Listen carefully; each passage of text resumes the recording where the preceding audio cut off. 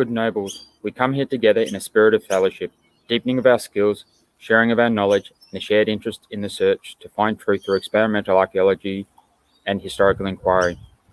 It is in this context that we, on behalf of the Kingdom of Lockhart, acknowledge the traditional owners and the lands in which we gather.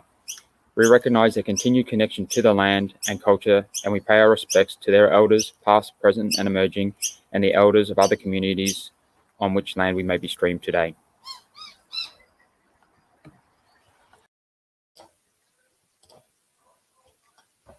Good morning, everyone. Good morning, Lockhart. Good afternoon, Lockhart. And welcome, everybody from across the known world. Welcome to Lockhart Spring Crown AS56. It's very exciting. Today we have a bunch of hosts joining us, and we'll live stream the tournament for you once it starts to kick off. So I'd like to introduce my co-host. So I am Duchess Engelin. You may remember me from the COVID reign. I'll be joined by Theodoric later on. He's just with our little kid at the moment. So with me today, I'm going to have Baroness Anne and Mistress Angel calling in from home, and on site we're going to have Duke Gabriel and Duchess Constantia. So they'll join us when we start our connection to the stream. So welcome, everybody. Hi, Angel. Hi, Anne. How are you today? It's pretty good here in this part of Lockhart. It's raining here as well. Yes, it's good to have the things that bring us together, isn't it? Because it's raining here at the moment as well. So we're a kingdom united. Absolutely. I haven't heard from anyone down in Ynys Fawr today, but I believe that it is forecast to be cold and wet there as well. So I think the fighting might end up in the hall, which at least keeps them dry. But we'll see how that goes. Certainly won't be the first time we've had to deal with weather in Lockhart, so that's good. I did hear from some of our Northern Reaches people that the forecast for potential snow was not the most favourite thing that they discovered this week in their preparations for the tournament, but they were quite excited about the opportunity to wear many, many layers. Yes, yeah, that's good. For those that are tuning in from across the known world, it's springtime here. It's almost summer. Where I am, it feels like 2 degrees Celsius. I have no idea what that is in Fahrenheit, but it's cold. And I think it's probably very similar down in Ynys Fawr. So Ynys Fawr is the southern part of Australia. We've got an island down the bottom. And so it's, fairly close to the Antarctic. So pretty cold. So I think we might start off by just giving a little rundown of the program today. So we're going to talk to you guys for a little while everyone on site gets set up. Invocation Court is set to be for 11 Australian Daylight Savings Time, so that's in about 20 minutes. And then the tournament starting from 11:30. There you go, 36 degrees Fahrenheit for our 2 degrees Celsius, so pretty cold. Today the tournament is going to be a round robin, so we've ended up with 7 contestants. There were a few others that were keen to go, but for various reasons have had to withdraw or aren't able to travel under our current COVID restrictions. So I know that there were a few people from the Crescent Isles keen to go, and some other parts of Australia, or I think we're calling it the continent. Is that right? We call Australia the continent and Crescent Isles, who have been locked in by COVID travel restrictions. So that's really unfortunate. It would have been great to have everyone who wanted to go be there, but it is what it is. So our 7 contestants today. Am I talking really fast? I think I'm talking really fast. I'm going to slow down. All right. Okay. So in the order of precedence that we have, and we'll talk about what that is and why it's this way in a minute. But we have Lord Erlendr, I'm going to stuff up all these names, I apologise in advance. Lord Erlendr Tryggvason, and he's fighting for Baroness Arabella de Darlington of Ynys Fawr.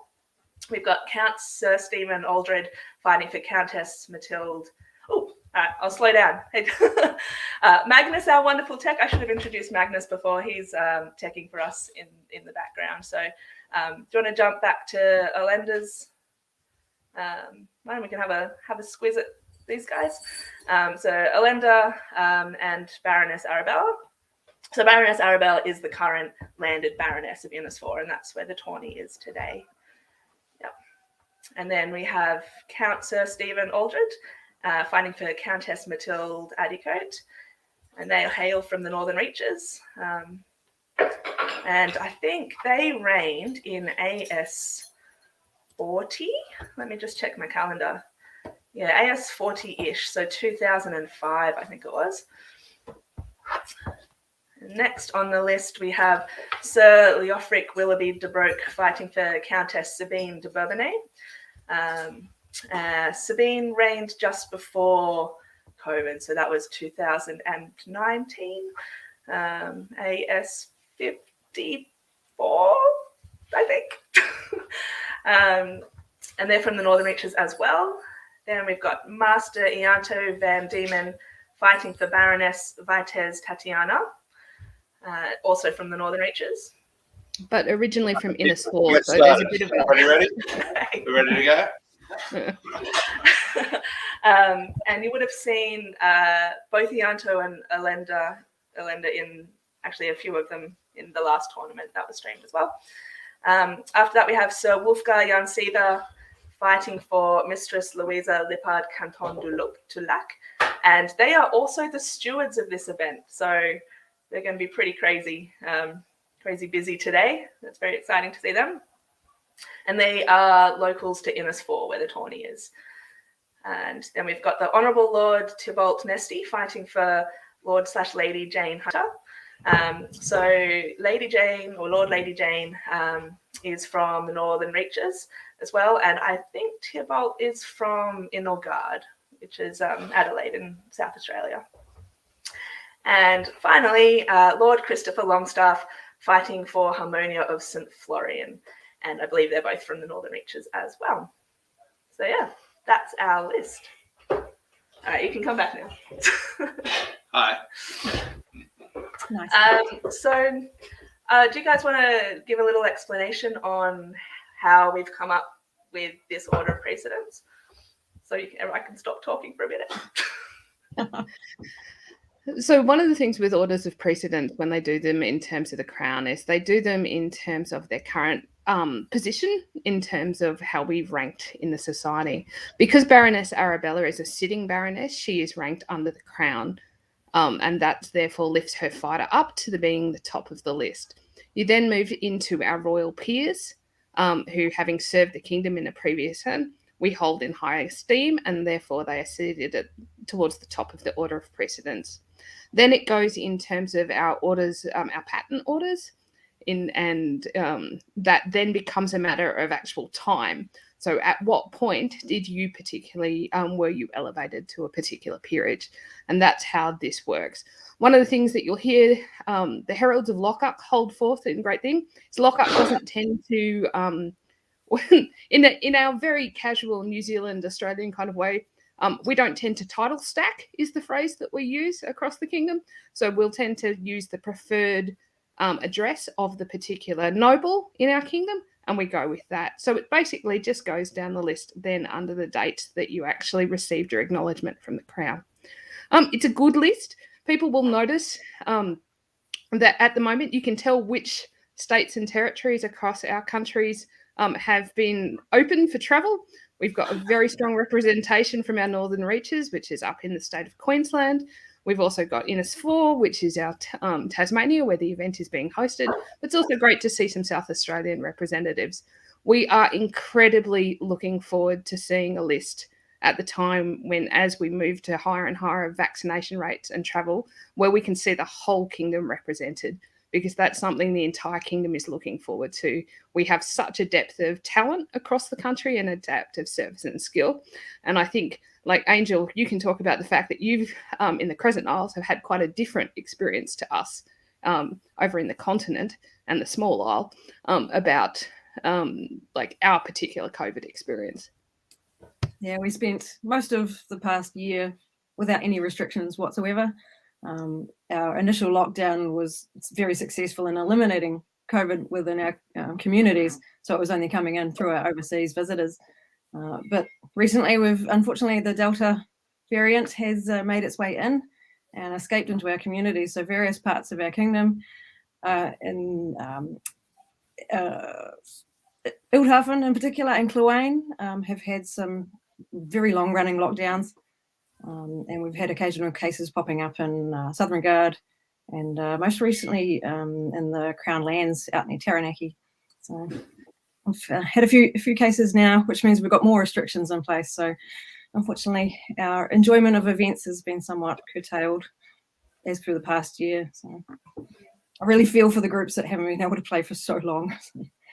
Yeah, it's been pretty rough. I mean, a lot of the groups have been fortunate to have like small gatherings just locally without the travel, which is something.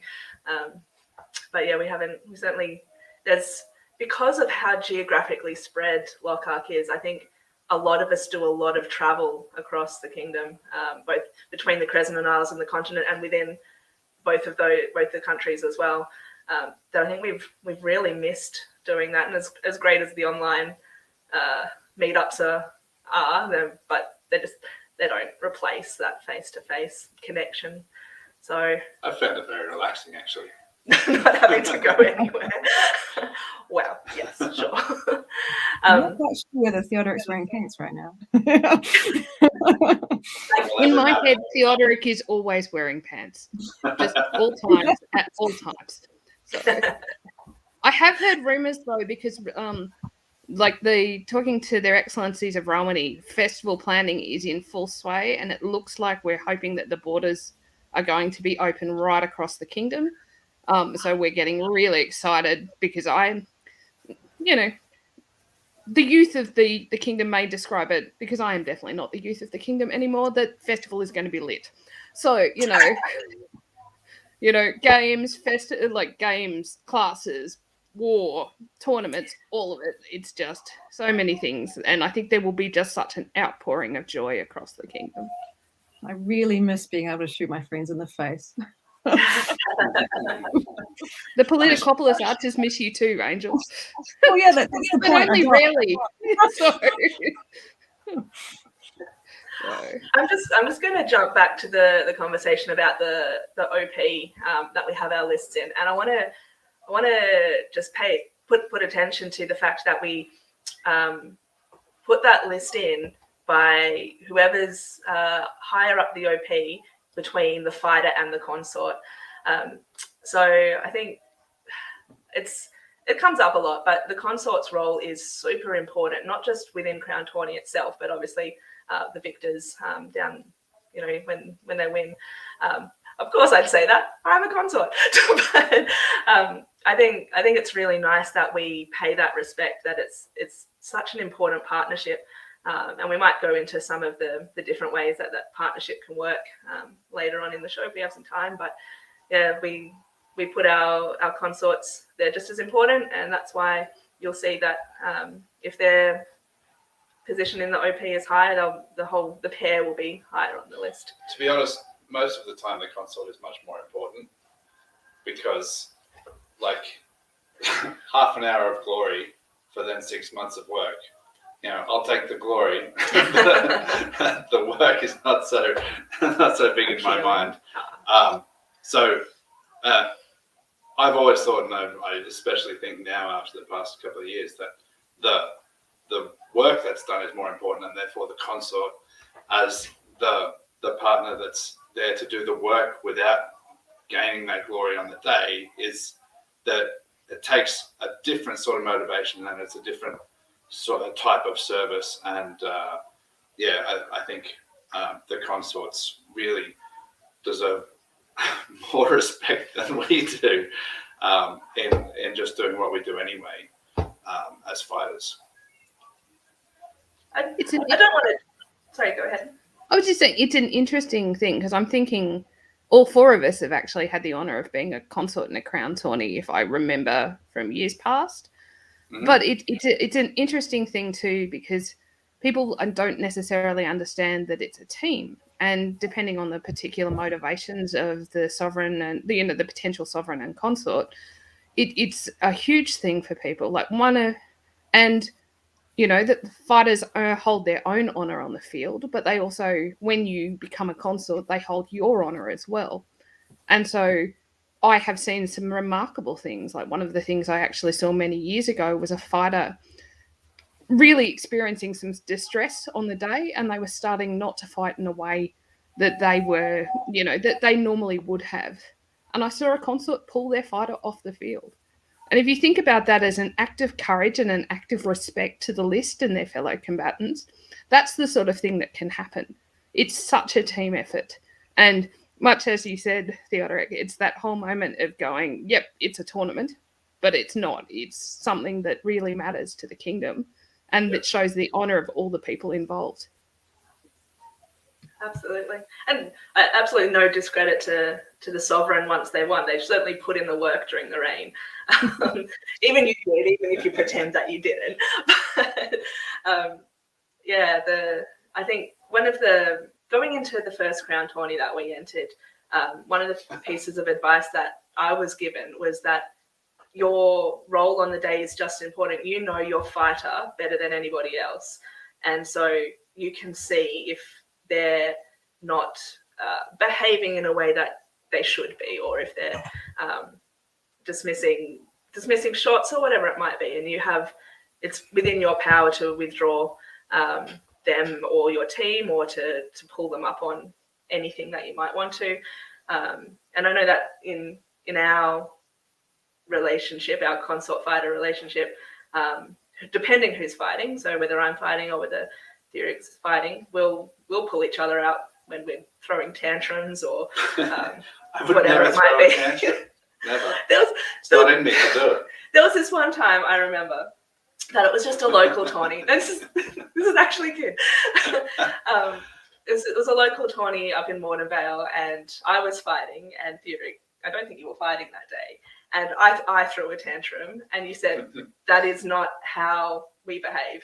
And I don't think many people would expect that from Theodoric, but he is. He cares a lot about what the SCA and the game represents, and how we need to behave as peers, and that people are looking at us all the time. And this was after our first reign, so I was a Rose and a Countess, and he's like, people are watching your behaviour. And I'm like, so it's getting into the weeds a little bit, but I think probably relevant for today.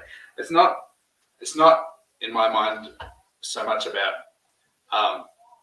what we want the culture to be, or people watching, or disappointing the spectators, or anything like that.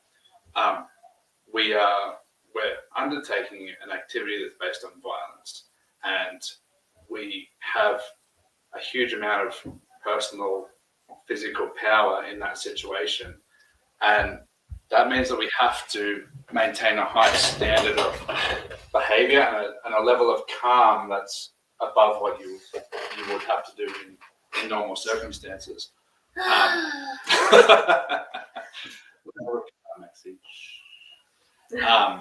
And that's important to remember on a Crown Day in particular, because there's so much stress and there's so much importance placed on what you do on this one moment, that to maintain that sense of peace and that focus and that calm on the day is really difficult, but it's really important to make sure that you do everything the right way, both behaviorally and in terms of the combat itself. So developing that mindset and that behavioral pattern throughout your whole fighting experience is really important. And I want to mention something about the team as well. You mentioned the team. So through most of the tournament, and most people will have themselves and their consort, but you will generally have a group of people around. Most people have a group of people around to help them, and especially once you get to the end of the tournament, if you're in the finals, you'll have a team. You'll either have a team prepared, ready to go, that you've been working with, or a team will appear around you, as we got in our first one. People will appear, and they'll hold things, and they'll carry things, and they'll tell you to go places. They'll push you forward, and they'll make you do things. And that group that supports you will be there regardless of whether it's pre-prepared or ad hoc. And they're important on the day during the tournament to help you out. And those people will be a valuable resource through your reign if you happen to win as well. So it's important to look for the people who are in the background helping and make sure that they're all treated well and respected and helped out and given what they need as well. So. Totally. Yeah. You gonna say You hi? say hi? No. Okay. We're on big time. We're on TV, mate. Why? Why? We're going to talk about some fighting today. Why? You like fighting, don't you? Yeah. Angel, sort of as Earl Marshal, sort of how have you been seeing, like as reports come in from across the kingdom, how have you seen people sort of reconnecting? And like, have there been things that you focused on in the Marshalate to really support people transitioning back to in-game stuff? And some of the things we've looked at is helping people maintain their authorization capability moving forward, because if your authorization card expired while you couldn't play, it's very hard to get it back in line. So we gave people an opportunity to basically play for that first step, reassess themselves, get their card renewed, and then move on. So if Crown Tourney was the first fight that you ever got to have after your lockdown, you could still participate if you knew you were safe to carry on. So we made sure that that was available to people, and we redo that every time we have to lock people down again. It's been really nice hearing the joy of people being able to get back to some biff. When people are talking about it, it's like, I got to go to fighters practice for the first time and I don't know how long, and they're so excited to be back in the list field, and that's really, really nice to hear about. And seeing the vast array of online demonstrations and videos and instructions and tips and tricks that people have been coming up with through this time has been amazing. So we've been seeing content from people all across the known world. Our people are being seen in other kingdoms, and it's been really good to see people out there contributing even when they are stuck at home. So.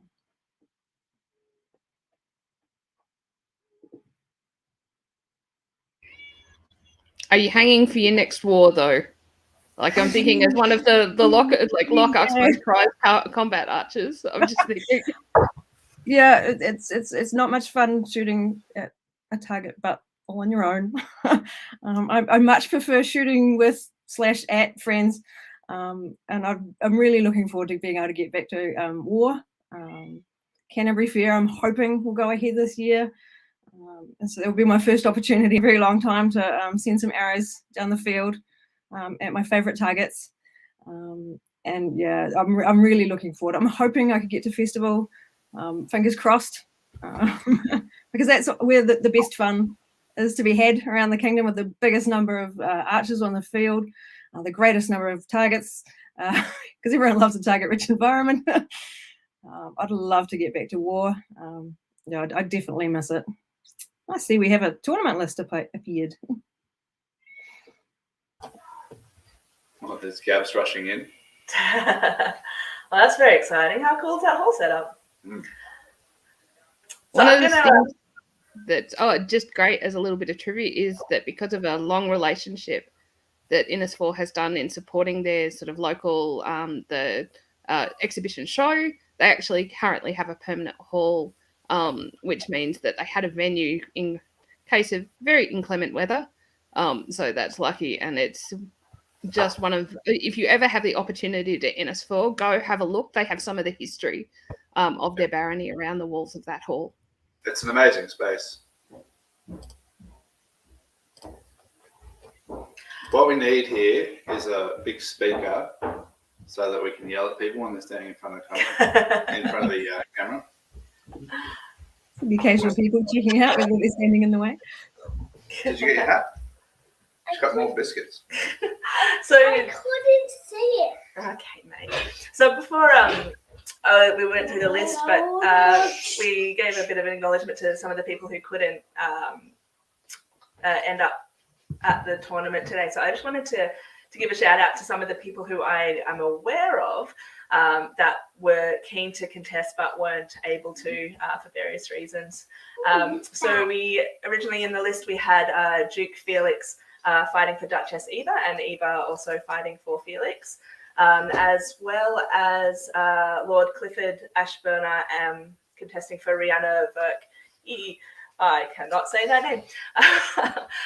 So they were in the list and couldn't make it, but there are also a few names, let's see if I can find them, that I know were keen to contest but weren't able to. So Bernard and Madeline from Darton, I believe, and Ratbot as well from Secret Southern Guard. Yes, Not sure. right. Yeah.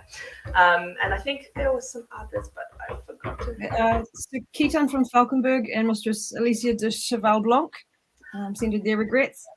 Orlok Campbell, Al Barbary, and Baroness Uta from Tangamunda could not make it either. And so Ratbot and Mistress Catherine Kerr of the Hermitage. And Duke Felix and Duchess Eva withdrew from the list due to personal commitments, but I do believe we saw Duchess Eva wander through, and I believe she's fighting the buys today, if they have any. Oh, that's exciting. Which will definitely keep our fighters warm. We do know that the long-running Crown Tournament feuds of Master Ianto and Master Cormac, which is quite often one of the very first bouts you see whenever those gentles are in the list. If they're not on like the same side of the tournament, first round tournament and lock-up will normally have a bout between Cormac and Ianto. And I think, Angel, and you're better at stats than I am, they're running 3-3, or I'm just trying to think, because I know Cormac had the edge and then Ianto picked up. Pretty close, but Ianto's been doing very well lately. Yeah, I haven't got the exact numbers here. But it is a very traditional grudge match. So. Unfortunately, we don't get to see it next time. No, always a feature. Yeah, it's both of those gentles are members of the Order of Laurels, so it's normally described as the Laurel grudge match in round one. So,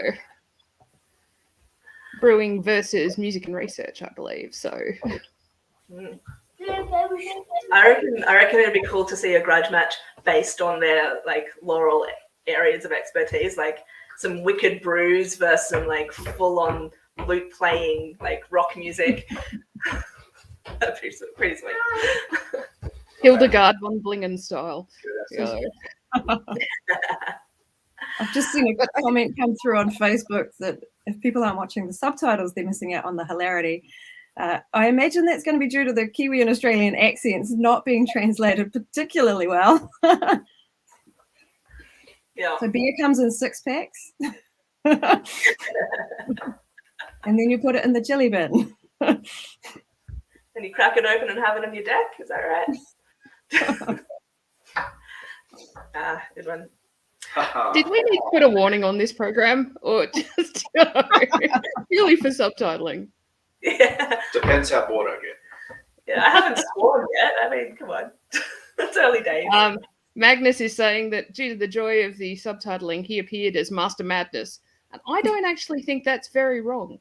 No, it's an accurate translation. Amazing. So I wonder if we have a time check for when Invocation might start. Looks like everyone's very busy getting ready. So I guess we'll just run through kind of what usually happens on the day of Crown Tournament. So I'm sure many people tuning in have seen it before, but for any new people that are joining us, so we have in Lockup, we have Crown Tourney twice a year, and this is a rattan combat one-on-one to determine who will be the next sovereign and consort for the next 6 months. So the sovereign and consort usually can choose the name of king and queen, or whatever equivalent kind of title that works with the persona. So we've had a few different ones over the years based on what personas people have used, which is pretty cool. And so on the day of Crown Tournament, there is the Invocation Court. So during that Invocation Court, we are introduced to all of the fighters and their consorts. They come up one at a time and present themselves to their majesties. And their majesties basically accept them into the list at that point, saying, yes, you are worthy to be on this list to fight to be the next crown of Lockhart. And so we'll see all of those introductions. And after that, all of the fighters and the consorts will swear an oath that if they win, they will abide by the laws and rules of the SCA, so both the Lockhart laws and Corpora, and to meet their obligations should they win. We can talk about what those obligations are in Corpora a little bit later. And so I like admin. I don't know about you. And so they'll swear the oath, and then usually what happens next is there will be challenges. And so as the fighters come in and present themselves to the Majesties, the Crown will ask them to join the King's side or the Queen's side. To date, we've only had male-female pairs reigning, so we've had kings and queens, but of course it can be the sovereign side or the consort side, depending on what people choose to refer to themselves as or who they are. And then the queen side or the consort side will challenge someone from the sovereign side, and that basically creates our first draw of the first round. So today it'll be a round robin, so that'll be the first one, and they'll all get paired up against each other as we go. Today at the end of the round robin, we'll have the top two or potentially three, if that's how it works out. If there's three, or it'll go into a semi-final. If there's two, it'll go straight into the final. And then it'll be a best of three final for the winner. Before the final, there is another procession presentation. So each of the consort and fighter pairs will present themselves to their Majesties. All of the ladies of the Rose will stand in support with the consort, and then the Order of the Chivalry will attend the list field and help to marshal the final bouts. Get it away. It looks like there's not much space in this list field. So that's basically the tournament. It looks like their Majesties have just joined us, so Invocation might be starting pretty soon. So I'll keep jabbering on until we're told otherwise. So after the finals, in Lockhart generally we have a wreath ceremony soon after, and that's basically acknowledging that the next crown prince and princess, or prince and prince, or princess and princess, whatever it might be, have won the day. And then usually later in the night they'll be presented with the P&P coronets, and swear their fealty and do all of the court stuff. All right, looks like court has started. Let's see what they got to say.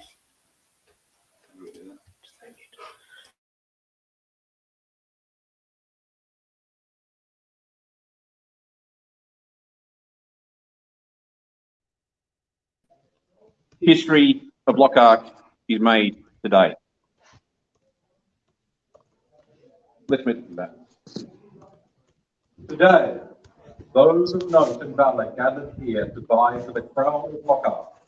All present, pay heed, for you are called to bear witness that this day is done with honour, prowess, courtesy, and chivalry.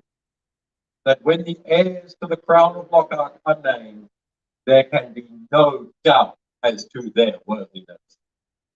Their Majesties call on all combatants who wish to fight in the crown list today, with their consorts if they are present, to come forward and present themselves now. Lord Erlendr Tryggvason and Baroness Arabella to the Darlington.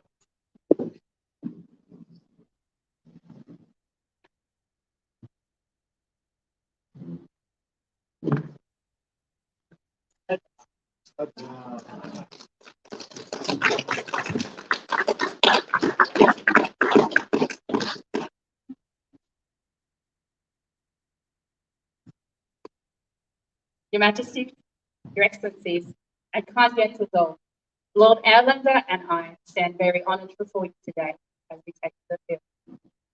We stand before inspired by the friendships of those who we have and hold very dear, and the friendship that we share. Last time I stood before you all, I spoke of friendship and the power of it, and that power stands true today. Everyone in this list, I would be most humbled to be a servant. Everyone, they're friends, and that's why the fighting's going to be amazing. Thank you very much. And best of luck to all my opponents. Heads up. Thank you for your words, and we welcome you to our list. Please join my side.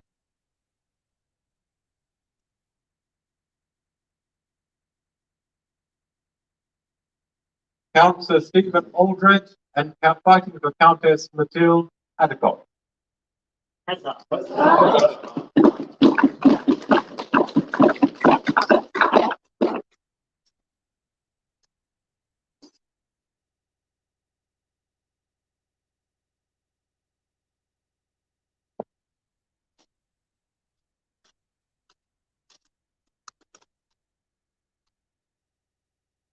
Your Majesties, good nobles, one and all here present, we thank you for your acceptance of us into your list this day, that we may fight and attempt to do honour for the crown of Lockhart.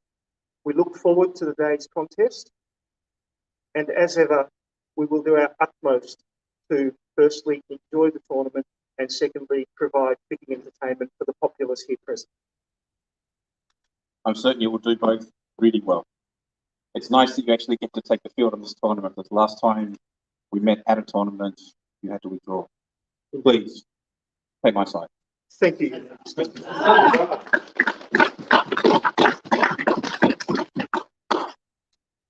Sir Leofric, Willoughby, the Brook, fighting for Countess Sabine de Bourbonnais.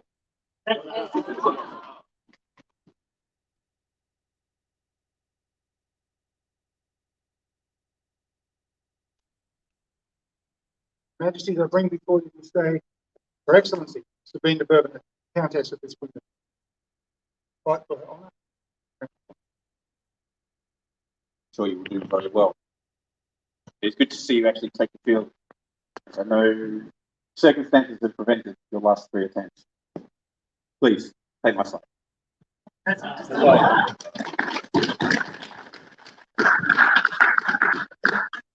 Master Ianto van Diemen, fighting for Baroness Vitez Tatiana.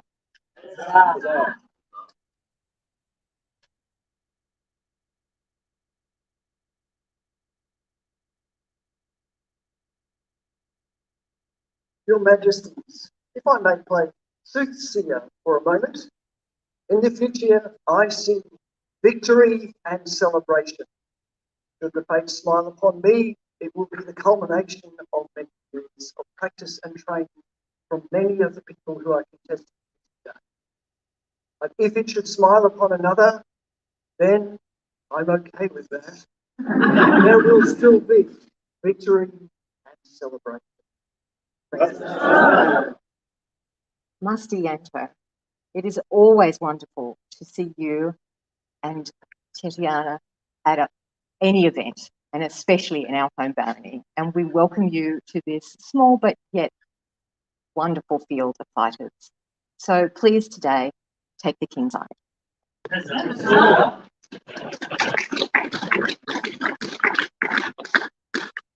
So Wulfgar, Járnsiða, fighting for Mistress Louisa, Lyppard, Cattone, Dulas.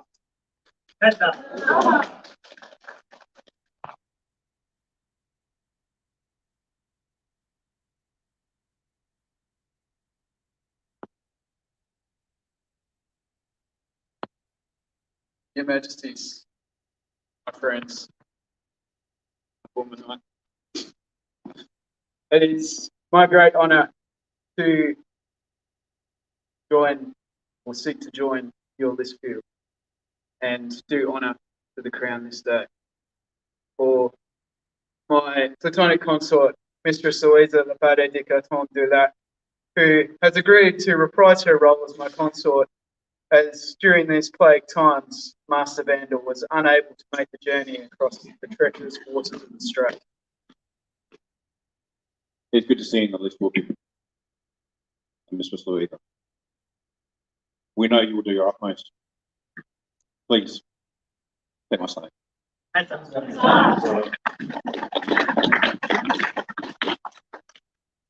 The Honourable Lord Thibault Nesti, fighting for Lord Lady Jayne Hunter.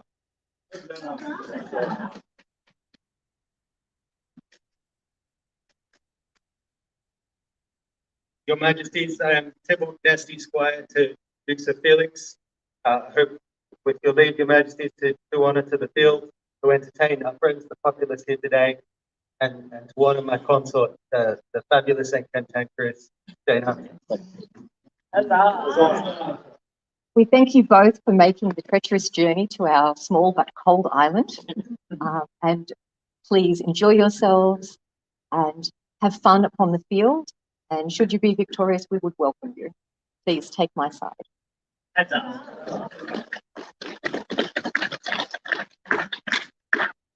Lord Christopher Longstaff, fighting for Harmonia of St. Florian.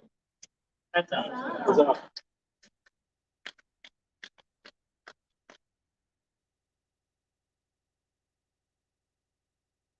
Majesties, Your Excellencies, good gentles all.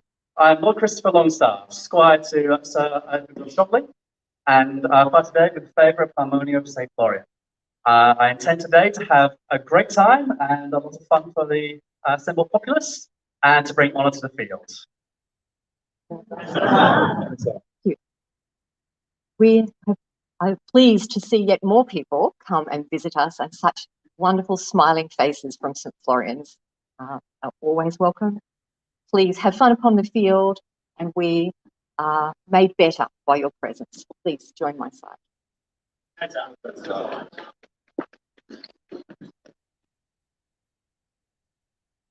Lockhart, look upon these gentles as they mean to rule.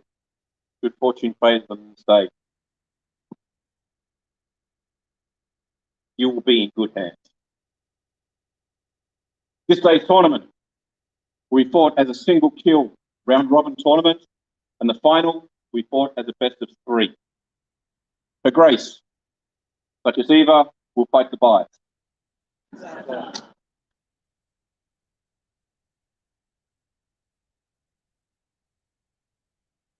You have heard the conventions of combat for this tournament, and you all know the rules of the lists. Do you, who compete on the field of honour this day, swear to abide by these rules and these conventions? Do you, who compete on this field today, and you, who stand as their inspiration, swear that you will meet the requirements of those who would be sovereign and crown consort, as stated in the laws of the kingdom and the society, and that you hold membership in good keeping, and that you do further swear that, should you be given victory this day, you will swear fealty to the kingdom and populace of Lockhart, and do you further swear that you can and will fulfil all the duties and obligations required of the Crown of Lockhart, and that you will rule justly and to the utmost of your abilities? And do you further swear that when the appointed time comes, you will, with honour, surrender the crown to your rightfully appointed successor?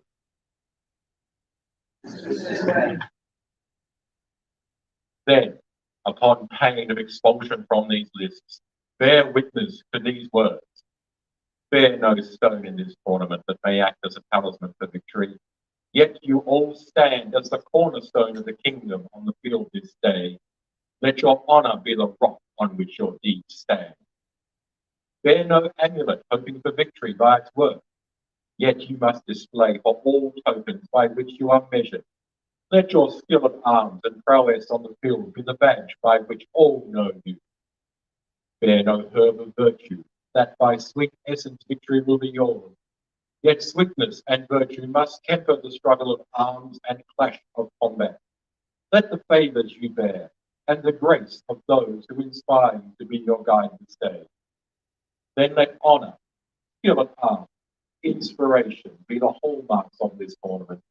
Let them be displayed proudly by all who fight here, whether in bright victory or honourable defeat.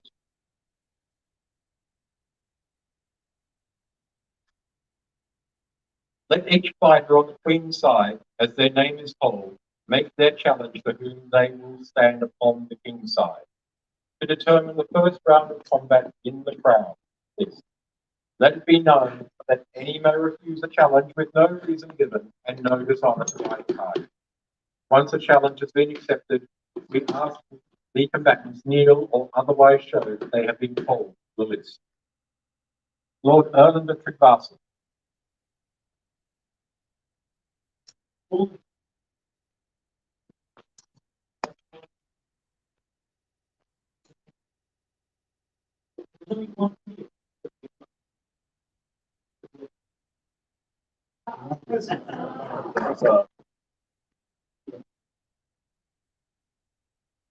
The Honourable Lord Thibault Nesti.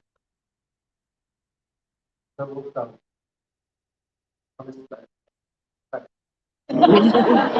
honour would be all mine. Lord Christopher Longstaff. Well, we're on this list, so I require some silly references. There is one that I quite slightly missed. So, Stephen, you're on the first. Indeed, Lord Christopher, it would be my pleasure to place you on the Master Ianto has to buy.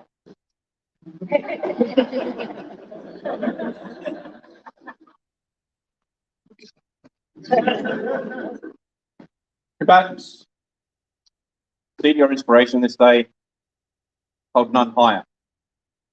To arms, let's do this.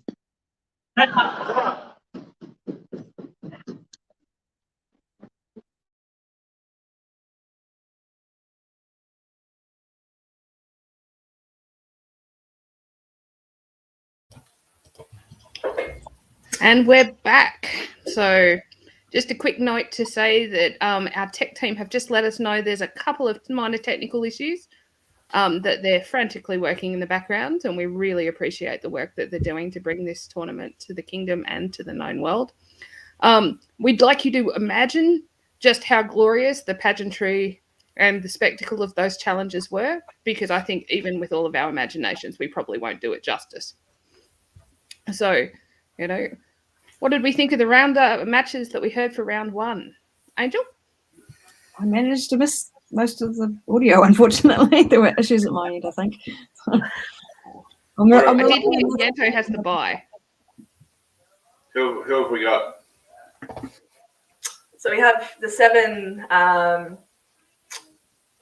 combatants. We've got Lord Erlendr and Thibault and Christopher were on the Queen's side,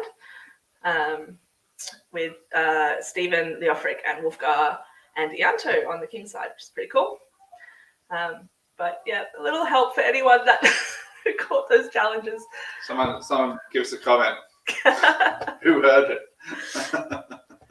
I'm sure we'll find out soon. So Ianto will be fighting Duchess Eva in the bye. And you've got to think about the thing, if you've got to go for a warm-up match, that's a nice way to get warm, you know, because Duchess Eva is always a great fight. Absolutely. So as soon as we have confirmation of those challenges, we'll share them again, and hopefully everyone will be able to hear them. But yeah, I think we were going to also get, when we can, Duke Gabriel is going to give us a little update on the site conditions, but I'm not sure he has joined us yet, so hopefully soon. Do we have For anyone who weren't sure, Duke Gabriel was the very tall gentle wandering through in fabulous-looking 16th century Spanish. Moderately tall. Very tall. Yeah, but the Theodoric scale is a slightly extended scale to the rest of us normal people. The Theodoric scale is 1. I am 1 unit. You're all less than 1. I think. Sure. But together we are many, and together we are Lockhart, and I'm pretty sure as Lockhart we can take Theodoric. Would you rather fight one Theodoric-sized duck? Or 100 duck-sized Theodorics. I'll go for the long distance option with an arrow. And I will be standing right behind Angel. Yeah. Yeah, Theodoric, don't make the three of us bury you in paperwork. You know we'd win. So I was just gonna ask Angel, what is the Earl Marshal's role for Crown tournaments? Can you give us a rundown of what that entails? If I were actually there, well, the advantage of the live stream is, in fact, I actually get to watch the tournament. So I will be making sure that everyone is doing right by the way of the rules, by the way of each other, and the spirit of combat. Normally in the final court, I get to announce whether the tournament was fought according to the rules and traditions of our kingdom, and that it was well fought. So looking at the lineup today, I think there will be no issues whatsoever, and I'm really enjoying the fact that I'll be able to see what's happening and give it the stamp of approval at the end. Awesome. Well, we have our camera back on. There's Gabriel and Constantia. We may get an update soon. Someone's on the phone. There's action. Those four gentles right in front of the camera are our on-site tech crew and hosting crew. So they're very much organising to get us all tuned in. So I'm sure we'll be able to get updates pretty soon. At least we can see what's going on. That's very cool. I think Constantia gets hat of the day. That is an awesome hat. That is 16th century Basque. It's so frightened. over the last number of years, Duchess Constantia has actually been really exploring Basque, like the fashions and the styles of historic dress, and they do have some of the best looking hats. You know, I have also seen her stack a bunch of donuts on the end of that, but that was once, and she will neither confirm nor deny it. And we're seeing comments coming through that the first round looks like we think Erlendr versus Leofric, Christopher versus Stephen, and we think Thibault versus Wulfgar based on a premise of elimination at that point. But it looks like our on-site people are heading out to the list field. All right. Not bad. So any thoughts on these matchups while we? Yeah, I'm going to distribute words of wisdom. All right, so Ianto is going to need to go out and just stand there and let Eva hit him in the face. So because your first round bye, it's very important. You want to grasp that opportunity to do nothing. Erlendr wants to stay far away from Leofric, and then I think we all do. Then get very close to Leofric. That's the trick. It's very far away and then very close, and you don't want anything in between. Who else we got? Christopher versus Stephen. I haven't seen Stephen fight since I was a little kid, so I have no idea. I'm looking forward to seeing it. Okay. Thibault and Wulfgar. Where's Thibault from? Invocation. Invocation. I think that one's going to be. Like to Duke Felix. Yeah. Yeah. So Thibault was announced, wasn't he? The last tournament I went to. Yes. Yeah, pretty good. And I think good sort of solid long range guy. So, hello. Can you hear me? It's all good? We can. Are we on? Cool. Here we are in lovely Ynys Fawr. Going to do a quick pitch report. This field, 5 metres, 7 metres, fairly narrow. You notice they lay down some carpet on the ground for anyone to kneel on to fight so they don't destroy the ground. Ground is fairly solid, as you would imagine. Key doesn't go very far into the ground, but it should be a go. The challenges have been announced. We're about to start soon. The combatants and the challengers are lining up on the side. Looking forward to a good day. Back to you in the studio. Alan there goes. Oh, he's gone. And I think we can really only, based on Gabs's thing of the field, we can only really describe the condition of the pitch as marvellous. Dry and To the rest of the known world, we apologise for very in-kingdom cricket-related jokes. So the best part is I don't even understand it. I'm not a sports kind of following person. I'm sure that made sense to a lot more people than me. That's all right. I'm wondering how I've been sitting here looking at that list field the whole time it's been on. I'm wondering how slippery those little shiny edge pieces of the carpet are. I can see someone's foot going down on one of those long runs and just off it goes. I reckon it's the opposite. I reckon the carpet will be slipperier. I think the tape will be grippier. We'll only find out. There was They look a bit like those rubber tiles. Yeah. Yeah. There was a photo auction 20 years ago where it was pouring rain the entire day and the grass was about 2 feet long. And we had a three-way final of Draco, Berengar and myself, which just went on for about 40 minutes. And but the grass was so wet that at one point I walked up to Draco and I got set up and I went to move and I just went fell straight over the grass because it was just smooth, shiny, like there was no friction. The best part about that was that you had a pouch that was full of Easter eggs. That exploded all over this field. Oh, so good. Yeah. I'll take a moment. If everyone that's watching through our live streams have any questions around how the tournaments run or what it means to be crown or anything at all, chuck them in the chat and we'll answer them when we can between the rounds. But it looks like Erlendr is getting ready to go. We've had the camera's just frozen, so hopefully it comes back. That might be us, actually. No, we're still good. It looks like we're about to kick off. Oh, fingers crossed. I'm excited. I don't know about anyone else, but I love Crown Tourney Day. It's doesn't matter what's going on. One of the benefits of going across the scale of our kingdom is that we virtually connect on, and it's one of the things where you can feel the sort of weight and excitement and expectation of the kingdom really coming together to be able to just particularly given that if you think about it, like the continent of Lockhart and the Crescent Isles is bigger than the continental United States. So we're about the same size as Europe and the same size as the continental United States. So it's just huge. So people who quite often think that they can just pop around our kingdom for, I'll do this barony and that barony and, I'll go Southern Guard to Anyala and then I'll just pop up to St. Florian's and then pop down to only a few of our baronies are co-located. Most of our kingdom involves a lot of travel. Yeah. I believe Anyala's 5 time zones difference to the Crescent Isles. So it just shows how big the kingdom is.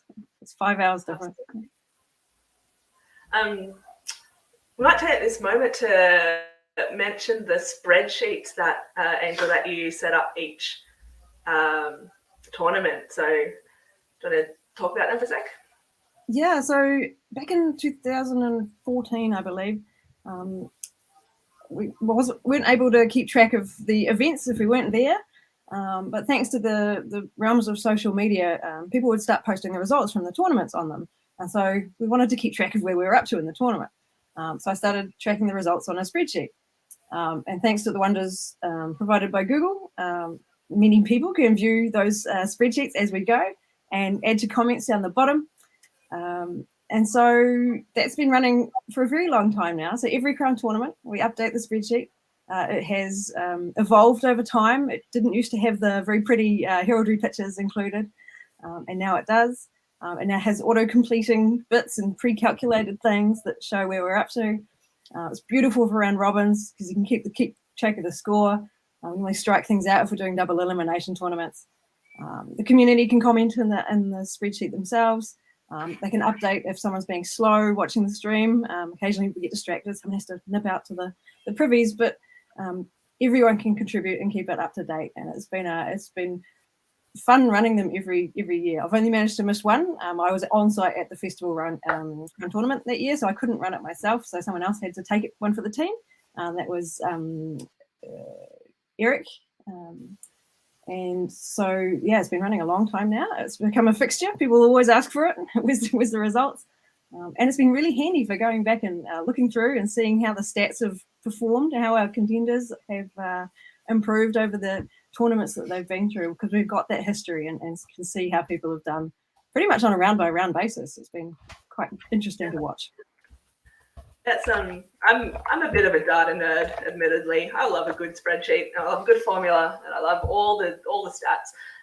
And so I spent the last night compiling all of the last, I think, 4 or 5 years of Crown tournaments into a master sheet that I think Obi set up originally, so we can get some stats from. Oh, here we go. Let's have a look. Well, Wulfgar one. So that was Wulfgar and Thibault, I think. Yeah. I think that might have been the whole round. Yeah. So one of the things that we do in Lockhart, and I'm not sure if it happens across the known world as well, but before the victor of each fight is called, is announced, the marshals will check in with the combatants to see if they're happy and if they need to discuss anything before that final victor of that round, of that fight is proclaimed. So that's really good. It gives everyone an opportunity to say what they need to say and then leave the field with agreement and happy. So this looks like Stephen and Christopher. Stephen and Christopher? It's down the bottom of the screen. Oh, it is. Thanks, Magnus.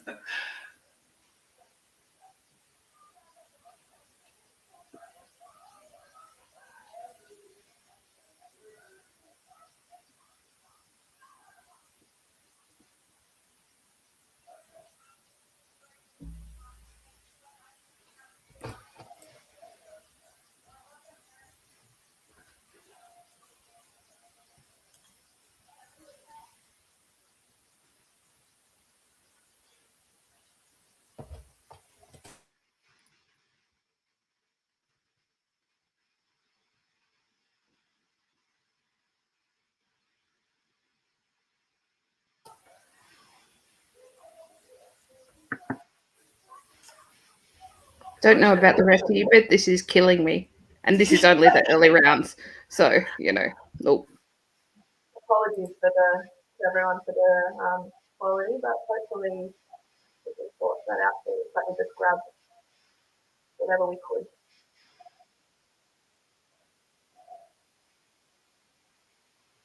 So that looks like Christopher Stephen. And here we've got the buy with Duchess Eva, Sir Eva and Ianto. For those that aren't aware, Duchess Eva is one of, I should count them, 1, 2, 3, 4 female knights in Lockhart. Yep, we have 4. We have Leodán, Eva, Mari, and Ellie are Lockhart's female knights. For now, I'm pretty sure we're going to see that number growing, given the number of female fighters we're seeing across the kingdom. Totally. So do you think he's going to take your advice and just stand there? Definitely not.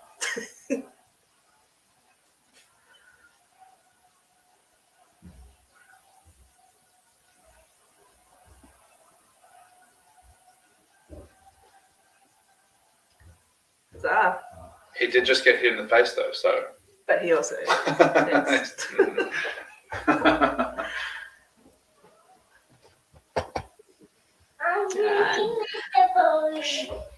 Let's see. Might have been a double kill. We're just waiting for confirmation from the site. Looks like they're getting up to fight again.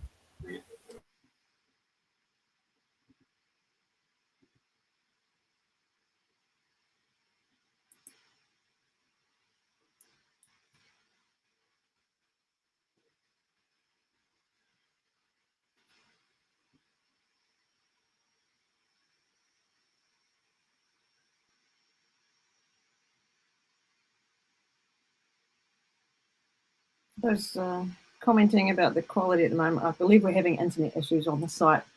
So it's the connection more than the camera.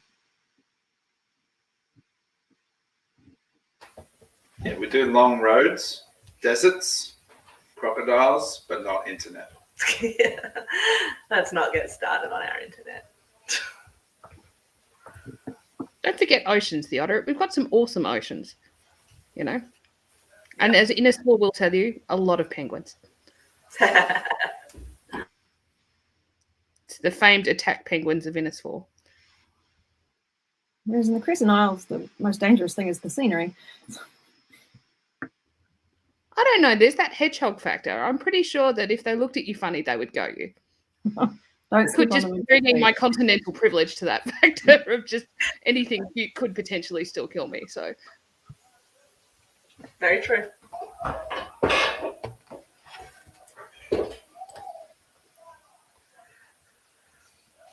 So I think we had a question to share the spreadsheet. So I think we'll be posting that link up shortly.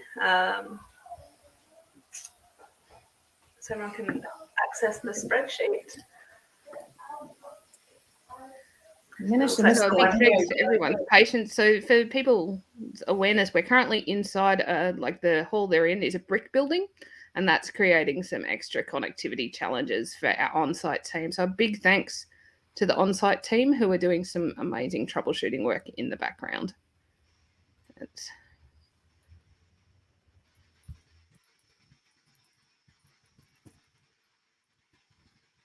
And as soon as we can, we will confirm the results of round 1 for you.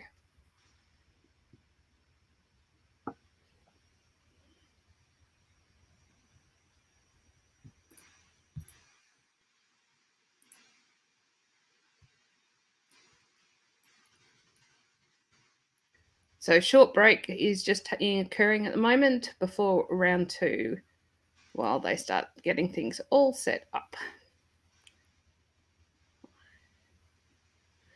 And I've been confirmed that this is actually a new hall for Ynys Fawr, so that's pretty exciting. I love the amount of pageantry everyone has managed to bring to the event at short notice. That's just fabulous.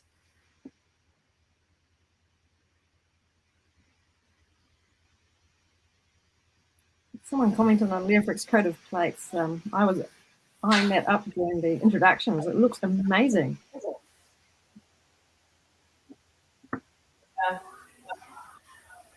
One thing I think we do fantastically, and I'm sure every kingdom does, but I'm particularly biased, is that our fighters put a lot of effort into their appearance for crown tournaments. We often have requests from the crown or rules set by the crown to ensure that there's no mundanity showing. So covering up any logos on your Under Armour or hockey gloves if you're wearing hockey gloves, and no obvious gaffer tape or anything like that. So make sure everyone is in good mission. Yeah, I think it's fantastic. Definitely doing some service to the severity. Seriously, it's already up to date. I think we might have Stephen and Ianto here. We don't have a list.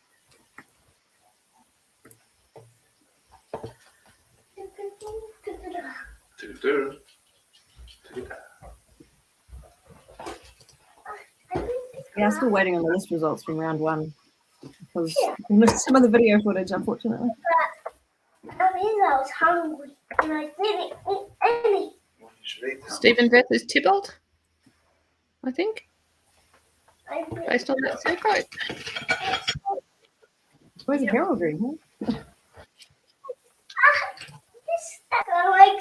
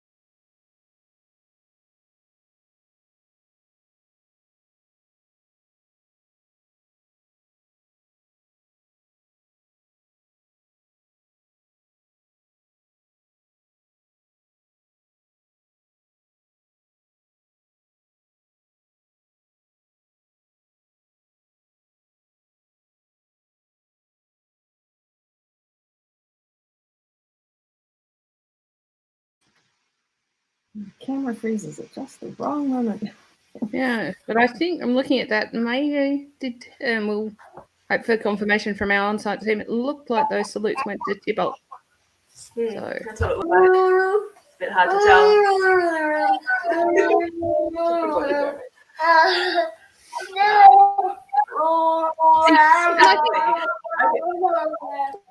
England, it's good to see that we have, like, with communication being the hallmark of our kingdom, it's nice to see that some of our youngest members are very much strong of voice. So.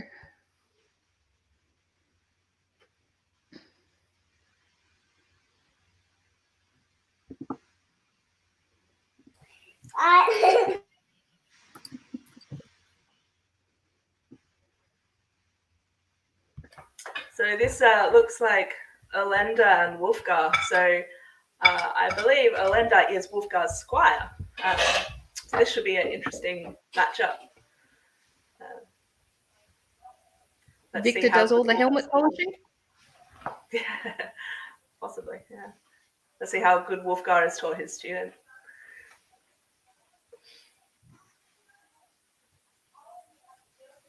Wulfgar is looking very cool in that white tunic and the wraps for sure.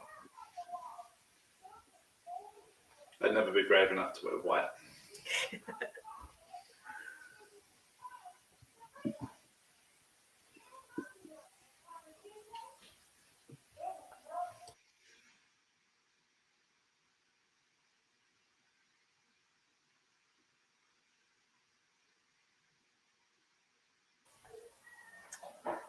Victory to Wulfgar. Nice little wrap to the side back, from what I could tell.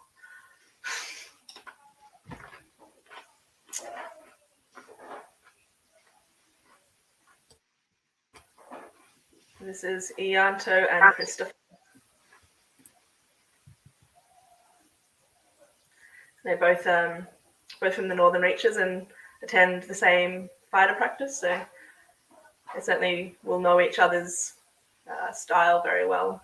And they've been training the entire 2 years. They've never had any proper lockdowns up there. Proper lockdowns. Queensland.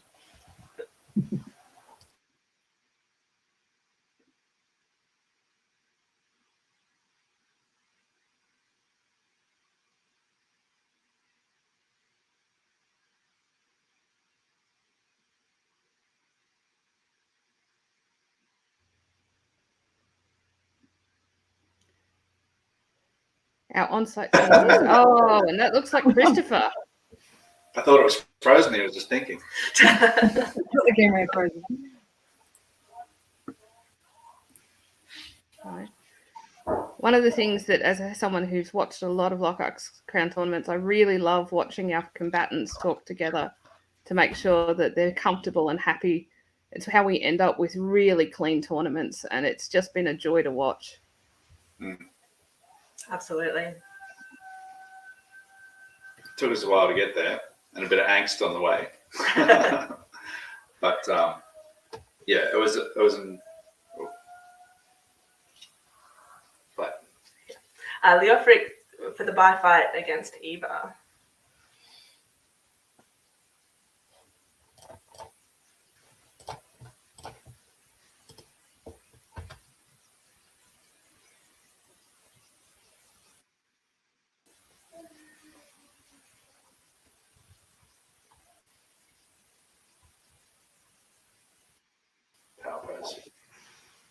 It's going Eva making the traditional make herself look big technique.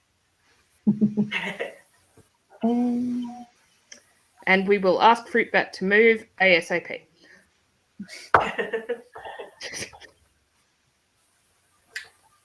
We saw Eva on the ground briefly there, so it looks like Leofric won that one. And thanks to Stanty and Gab, we have the results of round 1 to confirm. Angel, do you want to give us the results from round 1? I haven't been provided them with them. Okay, sorry, they're just in our chat. I can see that we have Leofric with Victor out of Erlendr. He defeated Erlendr. So Wulfgar beat Thibault. Christopher Longstaff beat Sir Stephen, and Ianto took His Grace's advice and had a brief rest by losing to Duchess Eva in the bye. So, all right, we'll update that in the spreadsheet right now.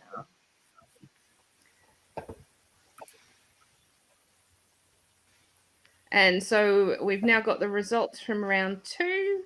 England, did you want to pick those up?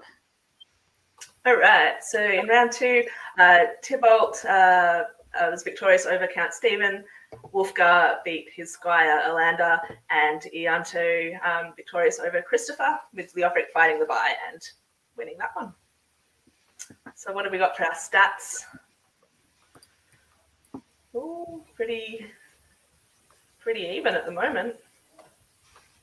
Yeah. By the looks of it.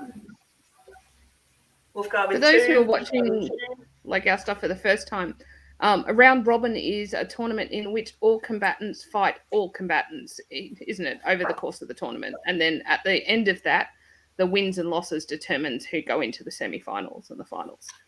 So in scoring a round robin, it looks like we're counting buys as nothing. Yeah. Does it make any difference if you count the buys as a win or as nothing? No, because everyone gets 1 win. Well, I think we should give them all extra wins. Just make everyone feel better. That'd be good. Like, because then, when I go out of a tournament, I haven't won an actual fight. I can still say I won a fight. Yeah, that's fine. Amazing. So standing by for round 3. We're moving pretty quickly. I wonder if these guys are going to get a break. There's Thibault and Ianto entering the field. I'll have some round robin trivia for our next break. I'll make sure I remember that. Sure. Always enjoy the round robins. They're a good test of our combatants. They actually get to fight everybody. Oh, we already did.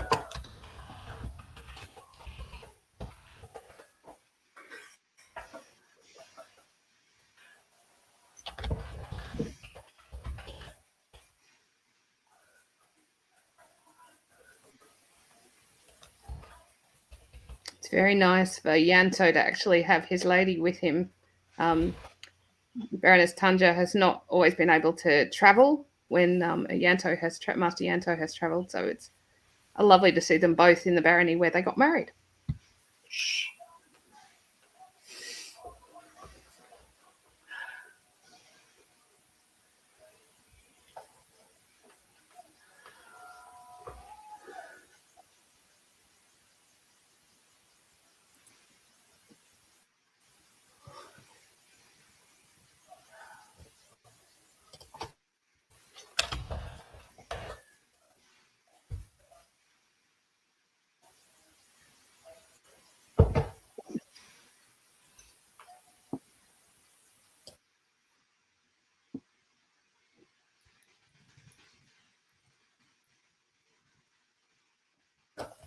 So Thibault has, what do you call it? Inertia. He moves, he just keeps going until the fight ends. He never stops. This is Christopher and Leofric. Leofric in the red and Christopher in the blue. In the red corner, we have. Don't do that.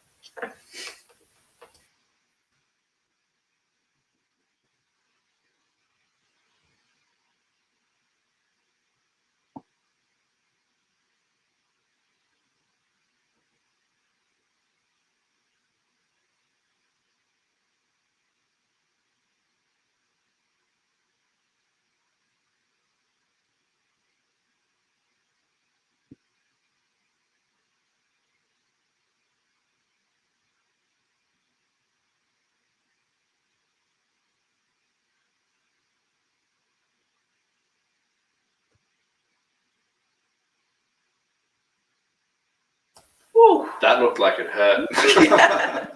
Was that a head and then a body? Yeah. Damn.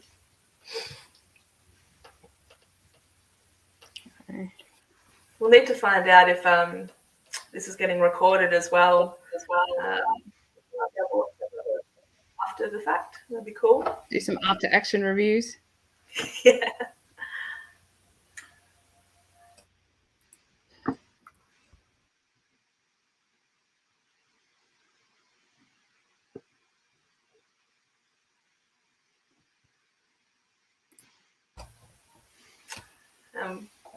Wulfgar and Stephen. All right, Wulfgar and the whites. Agree? Sound.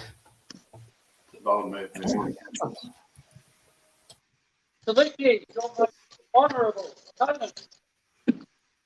Have we fought since you were known? No, that's been many years. For honour, glory, crown of Locker. That's the Marshal's command. Whoa!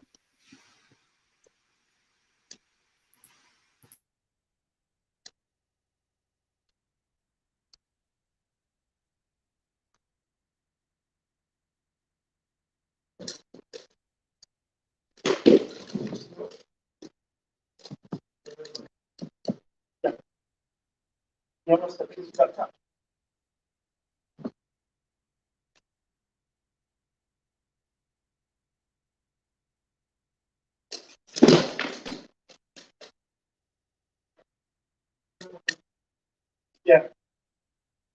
I have people broke my shield in my head.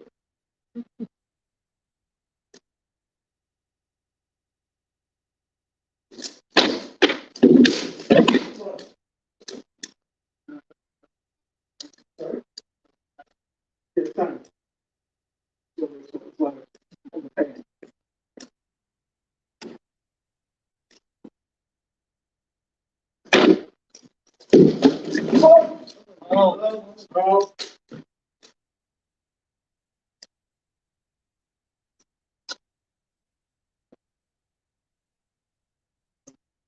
Oh.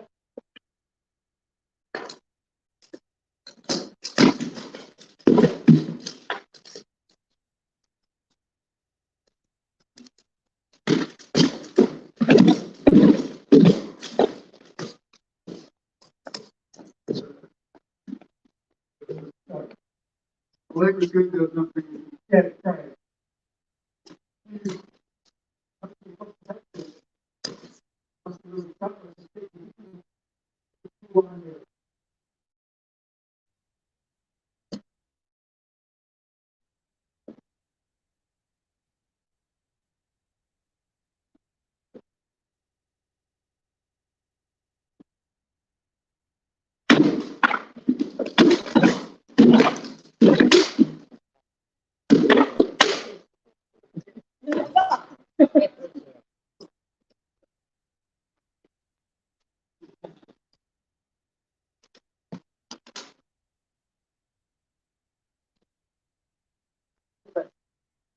It's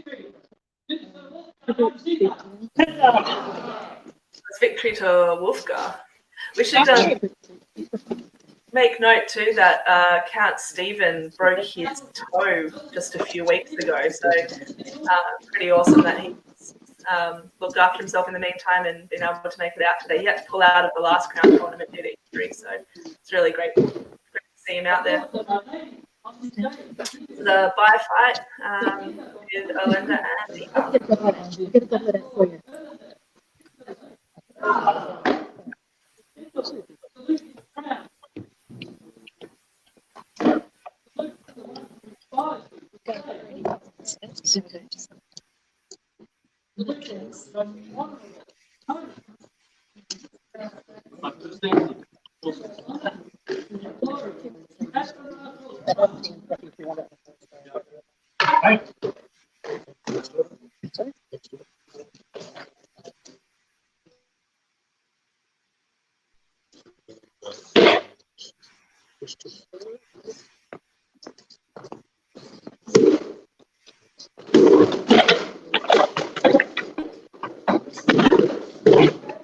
Yes, sir.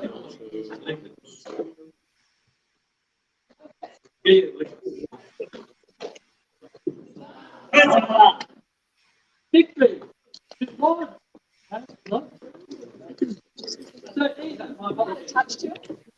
And thank you for got that one. So Baroness Anne was mentioning earlier that it was good to see Ianto's consort present. From what I understand is that she doesn't normally like being at the tournaments because she gets so anxious about it. So Ianto usually brings his 20 whack when they're traveling and vice versa. So Leofric will meet Lord Thibault. Master Ianto will meet Count Sabine, and Sir Wulfgar will have the bar. Therefore, let Lord Erlendr and Lord Christopher report to the field, and let Sir Leofric and Lord Thibault arm and stand ready. So a quick recap of the previous round. Thibault took the victory over Ianto, Leofric took the victory over Christopher, and Wulfgar took the victory over Stephen. So apparently Count Stephen's moon boot came off this week. So I'm sure his doctor is happy about that.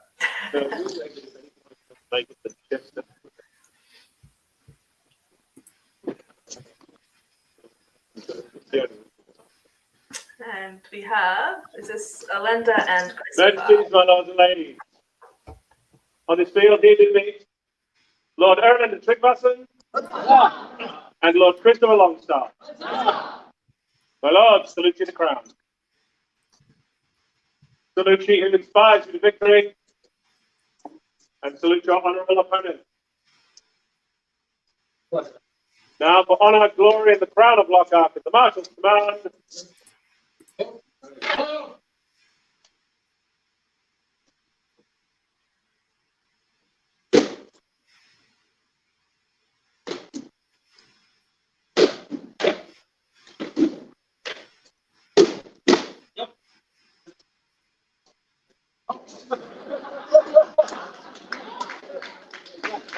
Victory to Lord Christopher.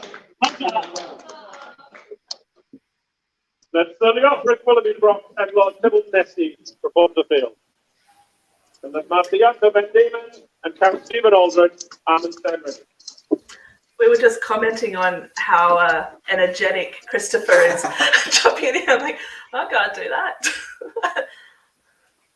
My body's not going to cope with that. I just want to push him over once. We have had a suggestion. Sir Leofric, Willoughby, and the Honourable Lord Thibault Nesti. My lord, salute the crown. Salute the one who inspires you to victory. And salute your honourable opponent.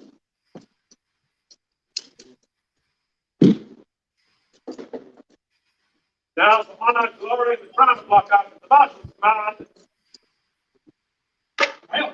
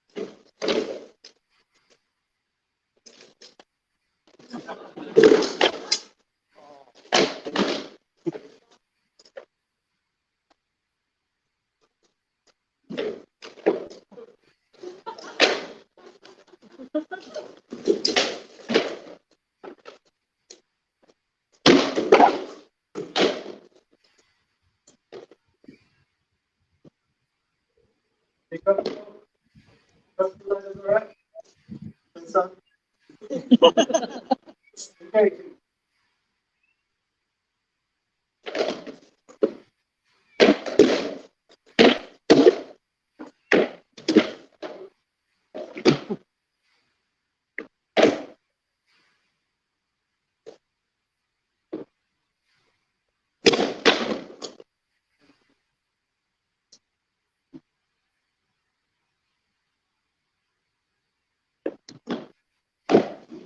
Yes, good thrust. Damn.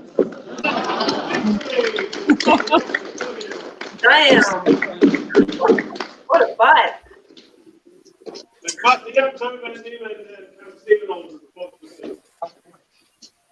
Be interesting watching the range get closed and then no one wanting to get out of it and cross that space in the middle.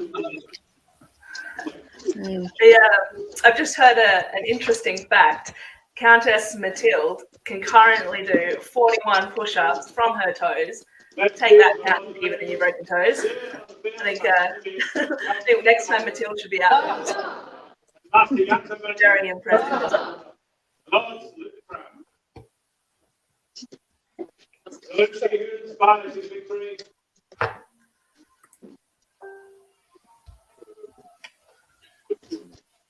And salute our most honourable. Indeed. Now for honour, glory, and the crown of Lockhart at the Marshal's command. Go!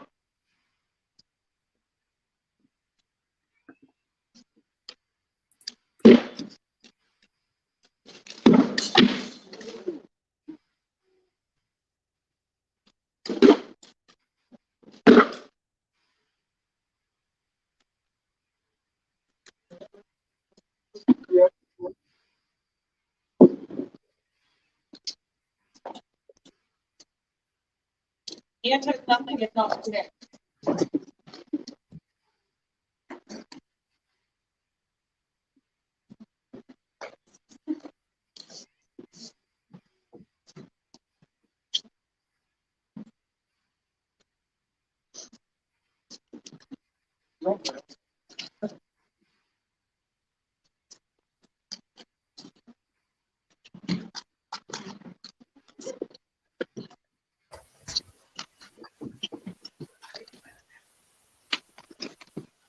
This is one of those times that having your consort and your crew really helpful.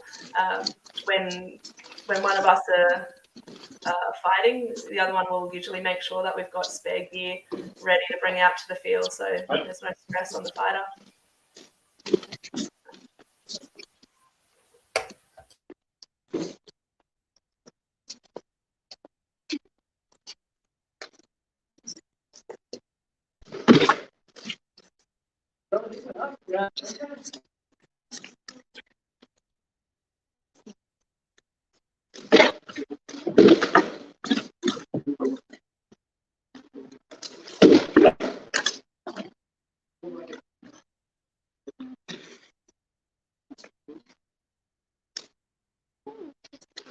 Yes!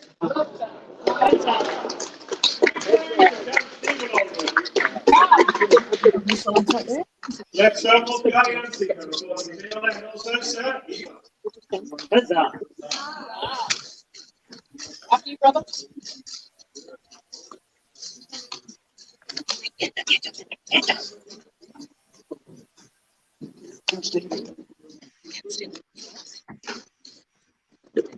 Hello, ladies. Bye. Sir, you know dancing. So, Wulfgar, Járnsiða. Lot of ladies on the ground. Salute the one who inspires you in training. And salute your honourable opponents. Now for honour and glory of the Marshal's command.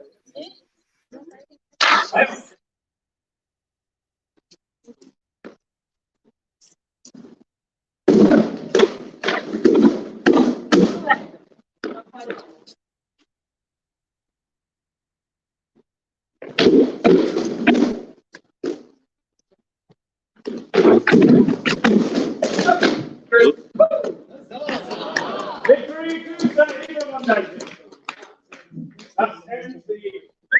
round.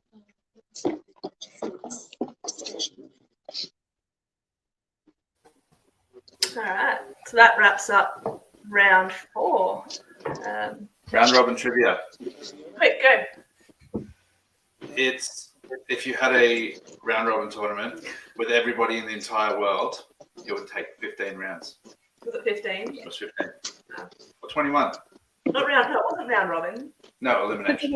That was terrible round robin trivia. I apologize. There'd be like About not round robin. billion rounds. Alright, ignore me. The broadcasting takes no responsibility for the accuracy of Theodoric's particular. Like, in my head a lot. I can't be blamed. Yeah. Not as much as the other guy has. All right. So just This to is why our wrap up, combat matches tend to be so much more articulate, isn't it, Angel? Clearly. So to wrap up round 4, what did we have? We had Christopher defeated Erlendr, Leofric defeated Thibault, Stephen defeated Ianto, and Wulfgar lost the way.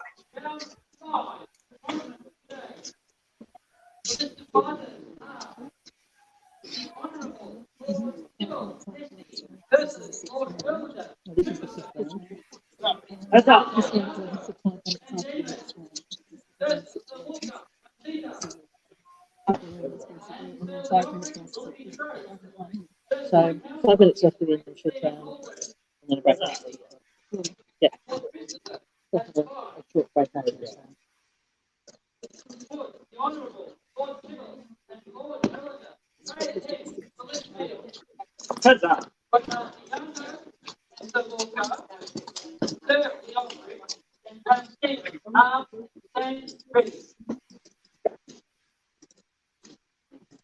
Thibault versus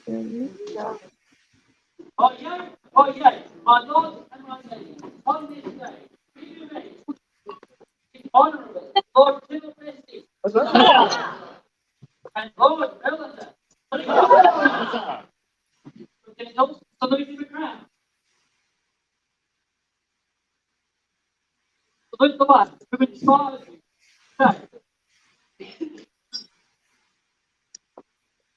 Salute ye, your most honourable opponent. For honour, glory, crown and blocker, as the marshal's command.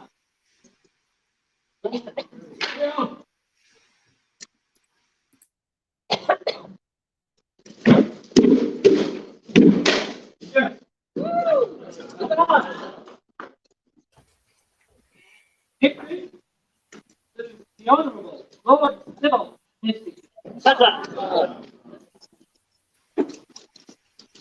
Woodmaster Ianto and Diemen and Sir Wulfgar Járnsiða.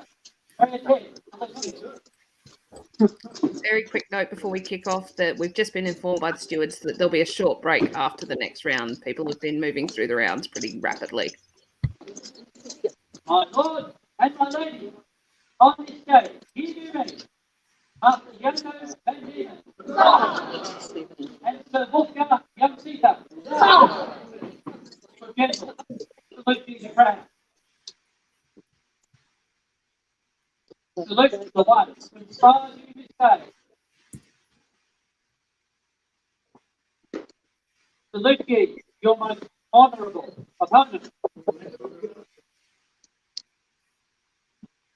For honour, glory, and crown of blocker at the marshal's command.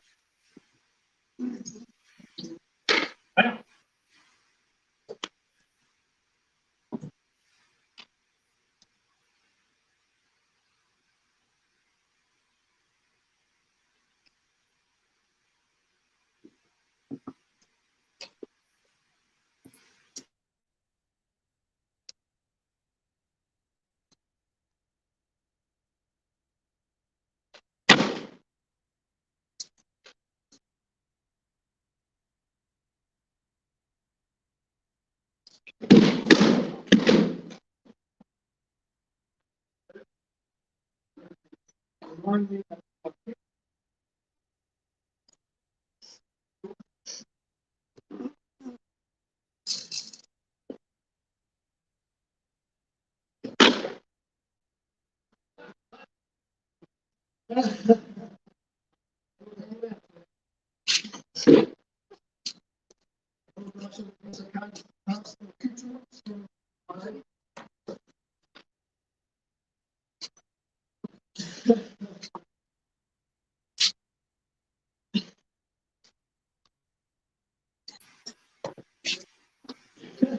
like Ianto needs to watch that arm.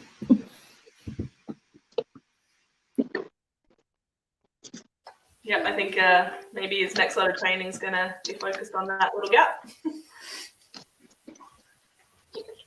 Daddy, are you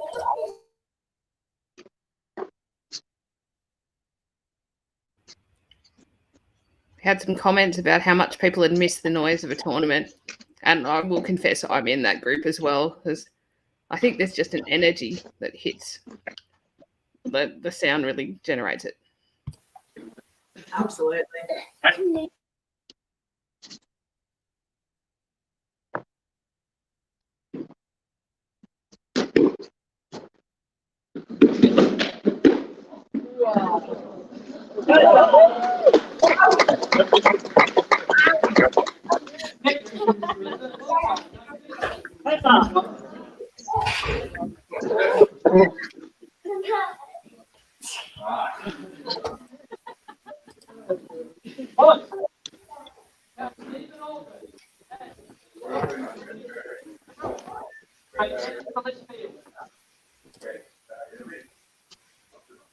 My lords and my ladies, on this day, in your names, Sir Leofric, Count Stephen Aldred,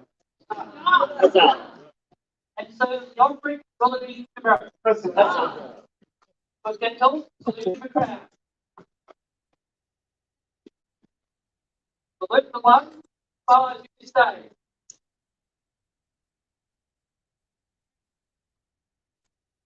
Salute thee, your most honourable opponent.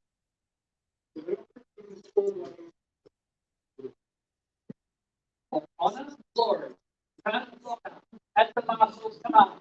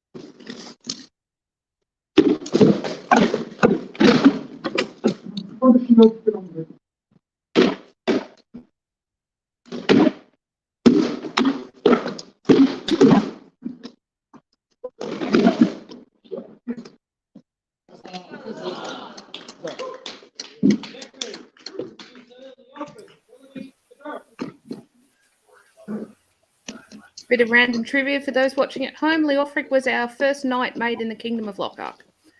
So we have a number of members of the number of companions of the order who were made by West and Caid.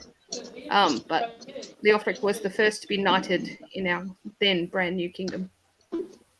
That was better trivia than mine. That's because I checked my sources. It's the Laurel. I can't help it.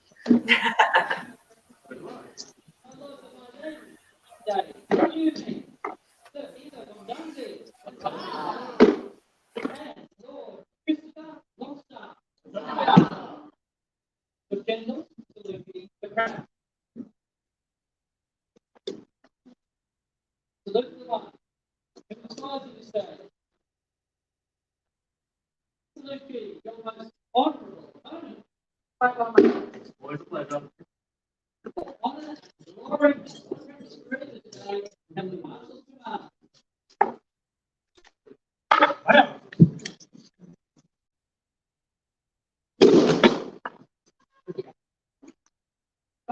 Yeah.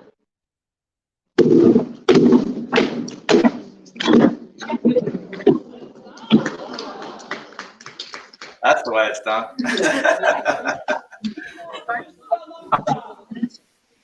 Just don't stop.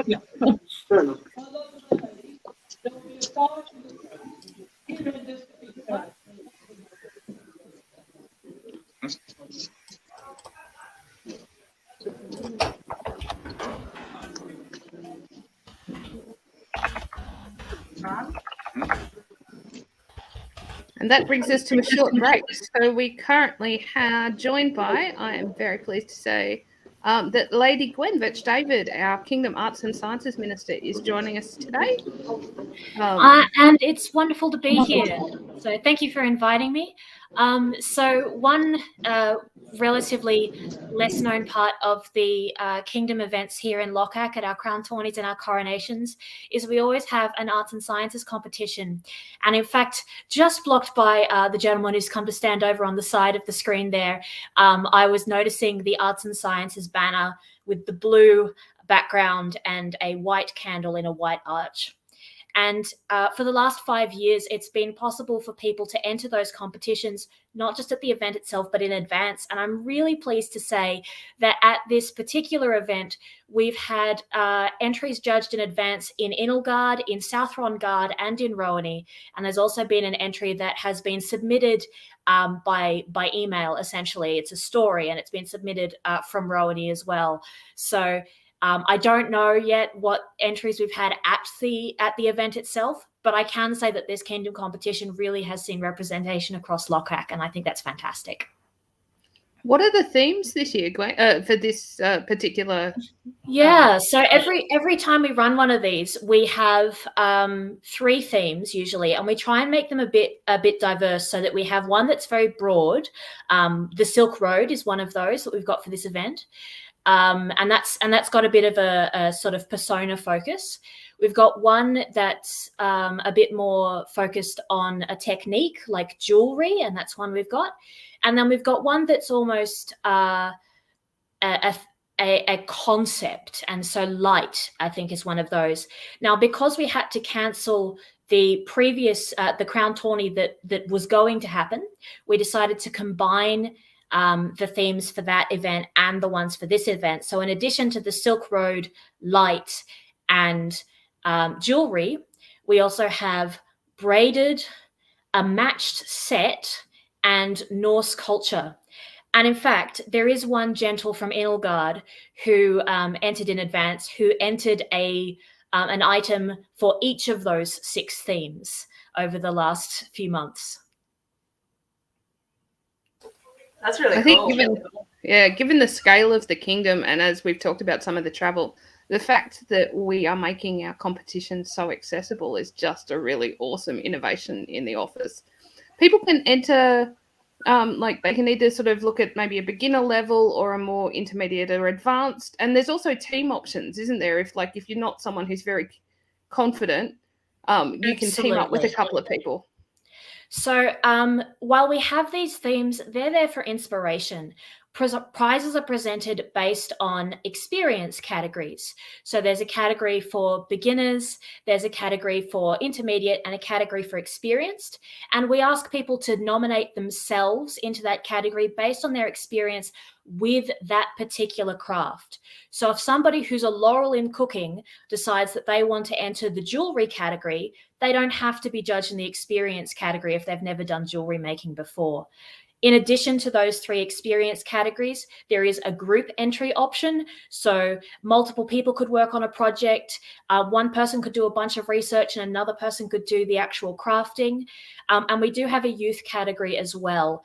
And in fact, that has been entered. That came up once because of a local Ynys Fawr entrant who has entered a number of local competitions with some really beautiful entries, and their documentation has been published in Cockatrice a few times, which is Lochac's A&S newsletter.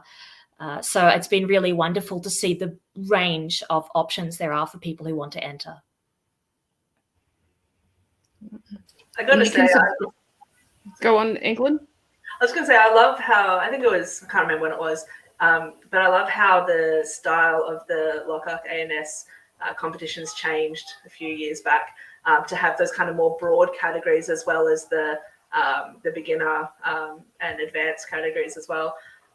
It always felt very intimidating prior to that, like not knowing what to do and knowing that you're going up against someone who might be a laurel in it, or at least you know, an expert in that field. So I think having the kind of more generalized means you can be a lot more creative with it, and having the kind of expertise levels means that it's a whole lot less intimidating putting yourself out there for feedback and criticism, hopefully good criticism, but like constructive criticism.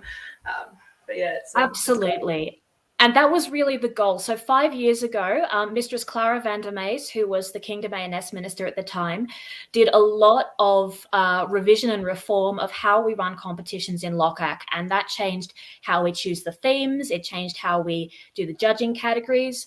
She established a set of criteria that could be used to judge judge entries that are very, very different, which you can imagine ANS entries can be extraordinarily varied. Even if you're not very expert in that craft, which is part of what made it possible to have those local judging. Because if you've got somebody in Ynys Fawr and somebody in Rowaney, having a standardized rubric means that you can say that the scores are reasonably comparable. And she did a lot of work to look at how competitions work in Lockhart and what people value about them. And we've found that people don't value winning. They value the feedback, they value the opportunity to show off their work. It's a little bit of a different culture to tourneys. And we've really made an emphasis to everybody who judges. We encourage them to present feedback that is encouraging and is saying, here's what you did great, here's what you could improve to take it just that next little bit up in quality. And when we do judge, we judge across 5 different criteria. And so 2 of those are essentially for your paperwork. You don't have to enter documentation of any kind. But those 2 areas are where you get points for what you write down. And one of those is about your what you can tell us about the history of what you're doing. And one of those is for what you can tell us about your methods and your design. So if you can say something like, here's a thing I made, it's based on stuff from this time period, I've looked at these sources, and I made these decisions along the way, and I did this thing differently to how they did it in period for this reason. That's the kind of stuff we're looking for.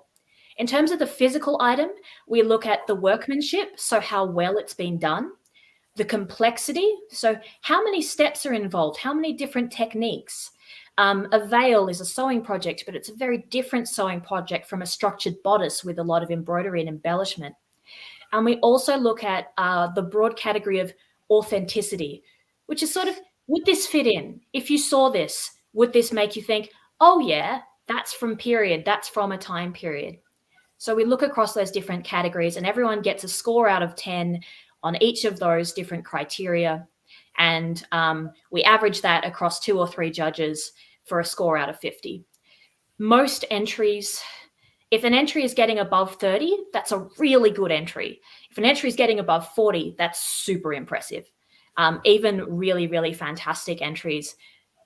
This scale of 0 to 10 is designed so that laurels have an opportunity to push themselves. Cool. That's the, great. The authenticity category sounds like it would be extremely difficult to actually judge on.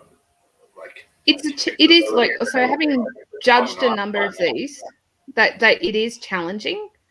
So you look at technique, you look at materials. Some of it is also, you look at the understanding being demonstrated by the person of the object in its place and time, and how it was used, and the people's understanding of, like, if it's something that's a physical material thing, how it would have been used in that culture and how that would have been used at time. There are certain things we cannot replicate and will never be able to replicate because certain things are extinct. And one of the things that you look at, there are certain time periods and cultures where we have a lot of information and we have a lot of existing items, and those are much, much easier to be able to place in that. Where if you look at something where you've got an archaeological finding where you're actually extrapolating, that's where really you can see people making choices in their authenticity factors around what they know of the culture and that. And the rubric really helps, because while we do try and put people who have a level of experience, I can tell you for an embroiderer, I'm a spectacular cook. You know, it's that sort of thing. And the rubric actually helps you make the understanding and it demonstrates the level of understanding and craftsmanship that's involved in different pieces. I really loved seeing the change in how we're talking about our competitions and how we talk about them more as challenges for the individual, and we're recognizing people's attempts to and the building of skill, because you look at all different sorts of art, you know, across the thousands of cultures and the multiple time periods we deal with. I think we're just about to go to the next round. We're seeing some reports from Arts on Site. Thank you very much, Lady Gwen, for your time, and thank you for all that you do to foster and support the arts in Lockhart. Look, thank you for inviting me. It's been great. I will cede the field to those who actually know something about combat, because that's not my area. Awesome. Thank you so much.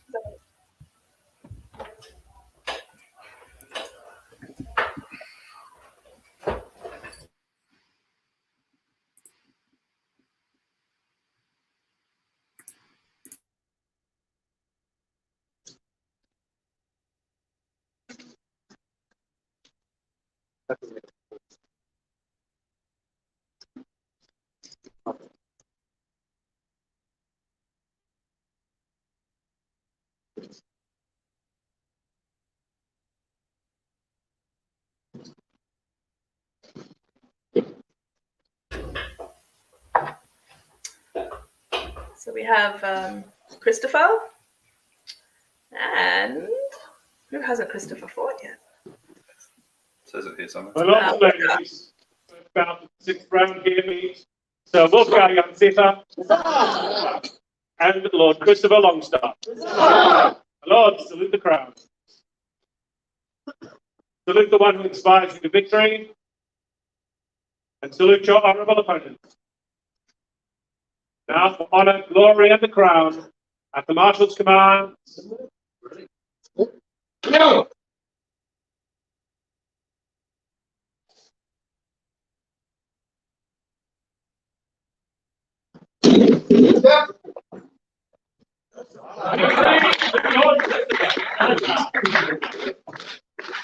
Let Master Ianto and Lord Sir Leofric report to the field.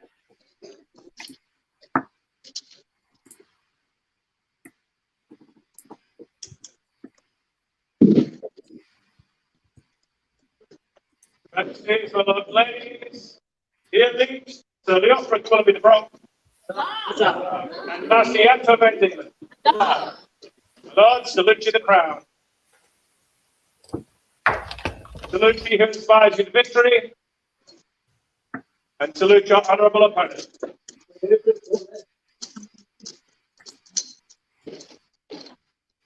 Huzzah! Now for honour, glory, and the crown, at the Marshal's command. Right.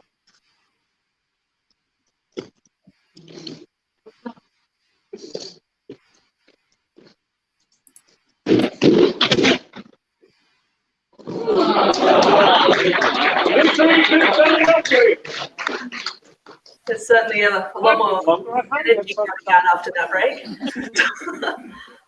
Let Count Stephen and Lord Erlendr report to the field. Your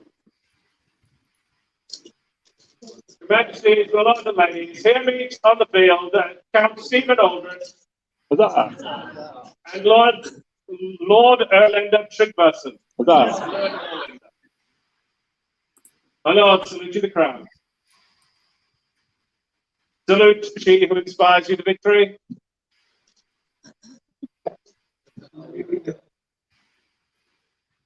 And salute your honourable opponent. Now, for honour, glory, and the crown at the Marshal's command. Go!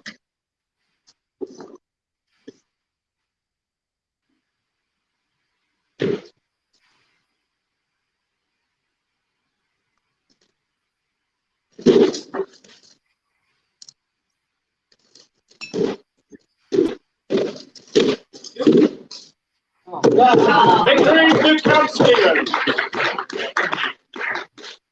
And let's Lord the Honourable. Let the Honourable Lord Thibault Nesti and Sir Eva van Danzig report to the field.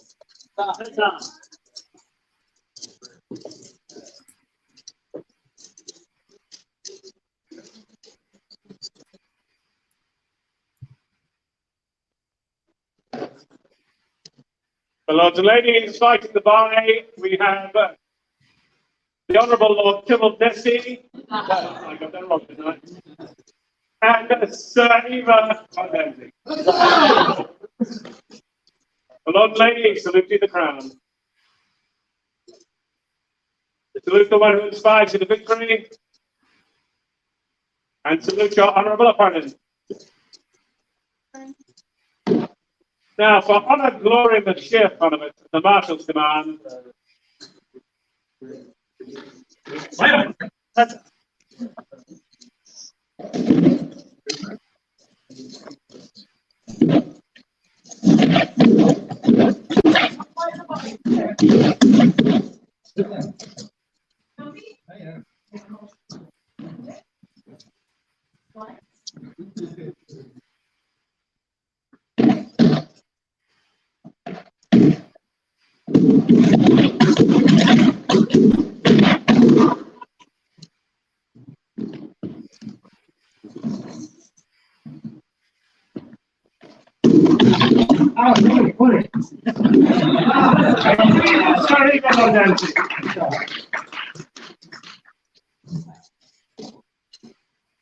Going right on to the 7th round, Master Ianto van Diemen is the Lord Erlendr Tryggvason. The Honourable Lord Thibault shall meet Lord Christopher. And Sir Leofric shall meet Sir Wulfgar with Stephen Aldred fighting the fight. So we're heading into the round 7, which is our last round of the round robin. Pretty exciting, and then we'll wait to hear the announcement for if there's semis or finals. First out of the final normal round before the finals. Master Ianto van Diemen meets Lord Erlendr Tryggvason. Lord, salute ye the crown. Salute the one who inspires you to victory. And salute your honourable opponent. Now for honour, glory, and the crown of Lockhart, the Marshal's command.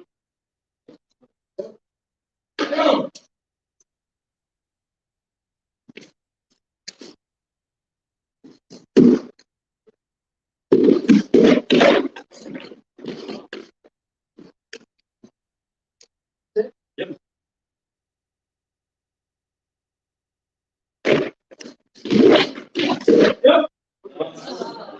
Victory to Master Ianto. Let Lord Christopher and Lord Thibault report to the field.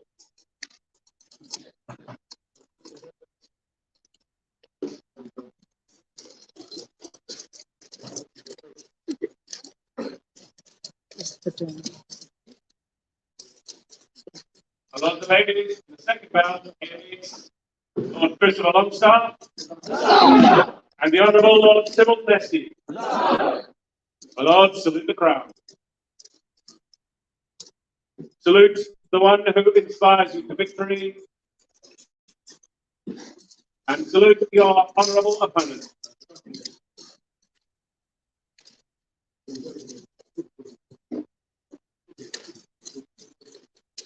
Now for honour, glory, and the crown of Lockhart at the Marshal's command.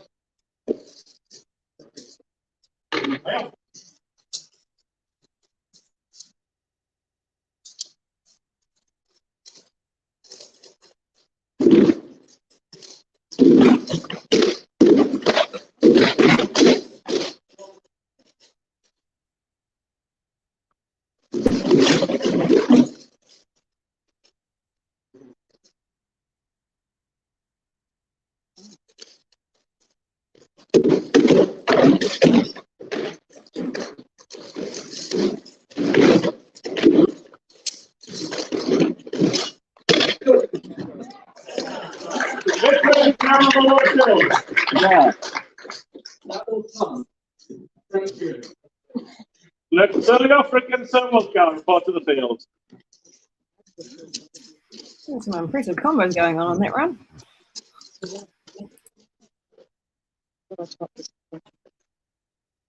Next is my lord and ladies.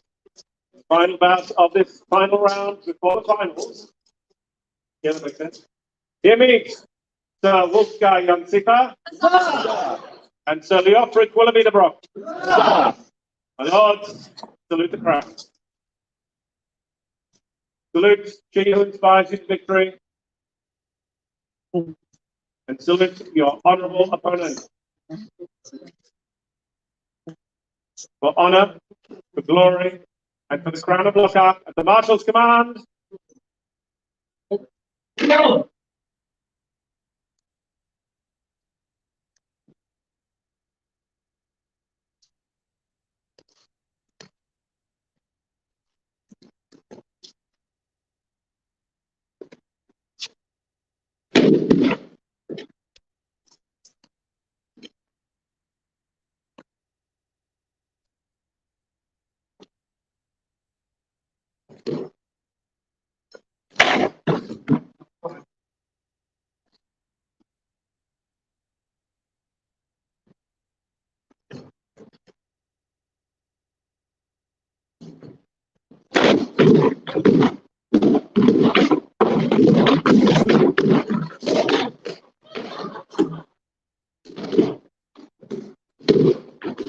That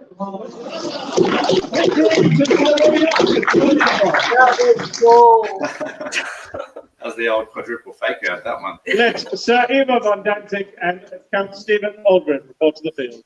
Man, the energy has just been pumped up for this round. I'm loving it. So watching all of us get closer to the camera too, as we all lean in to watch the fight. That pair of fights has made victory. By the way, we'll hear about that in a second. My lords and ladies, here meet Sir Ivo Danzig and Count Stephen Aldred.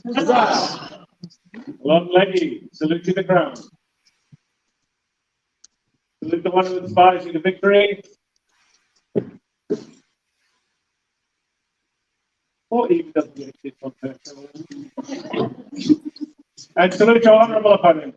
Your grace. Now for honour, glory, and fun at the Marshal's command. Fight.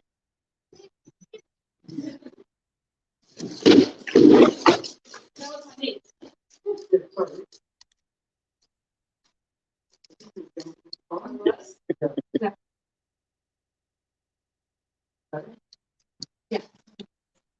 You like it.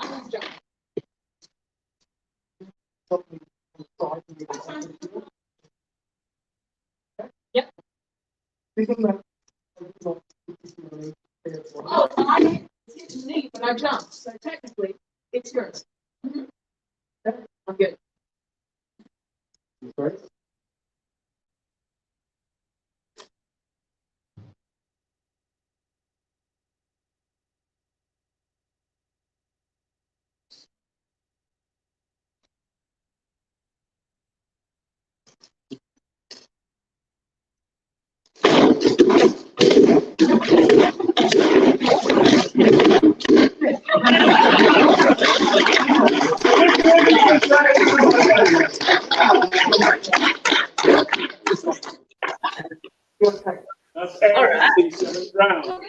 Yeah, that's round 7 done.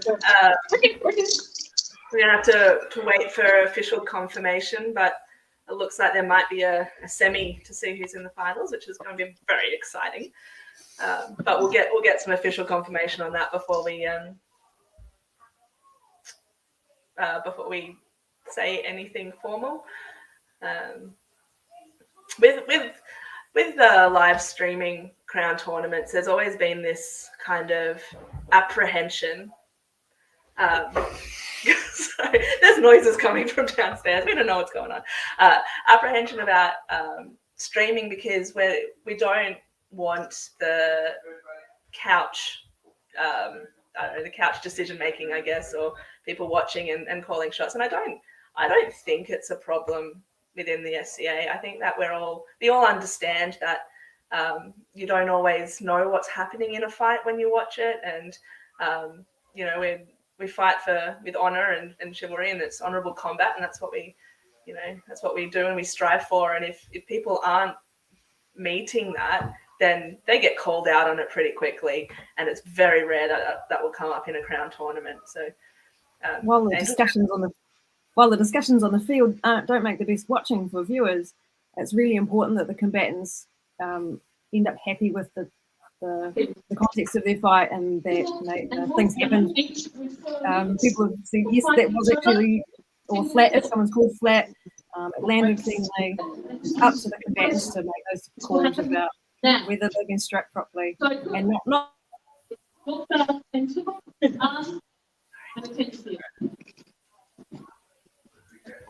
And then a call being made on the field itself. So we just had the announcement that there's going to be a semi-final between Thibault and Wulfgar. So the victor of this will go into head into the final so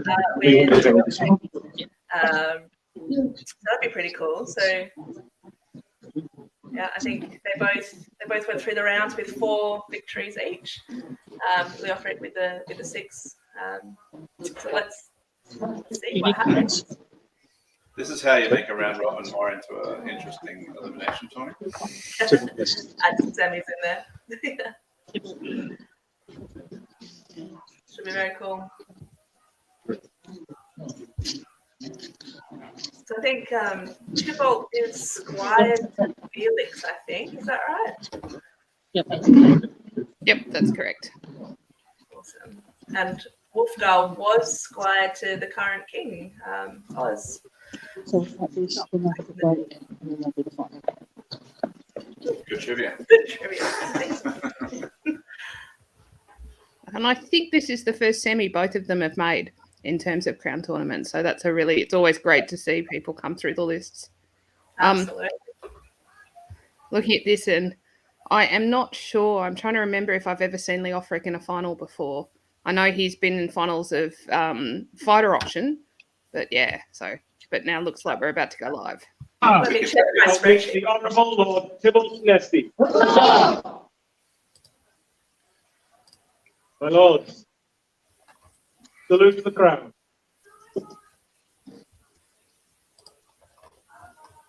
Salute the one who inspires you to victory. And salute your honourable opponents.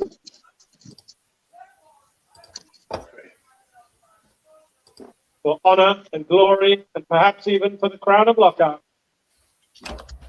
At the Marshal's command.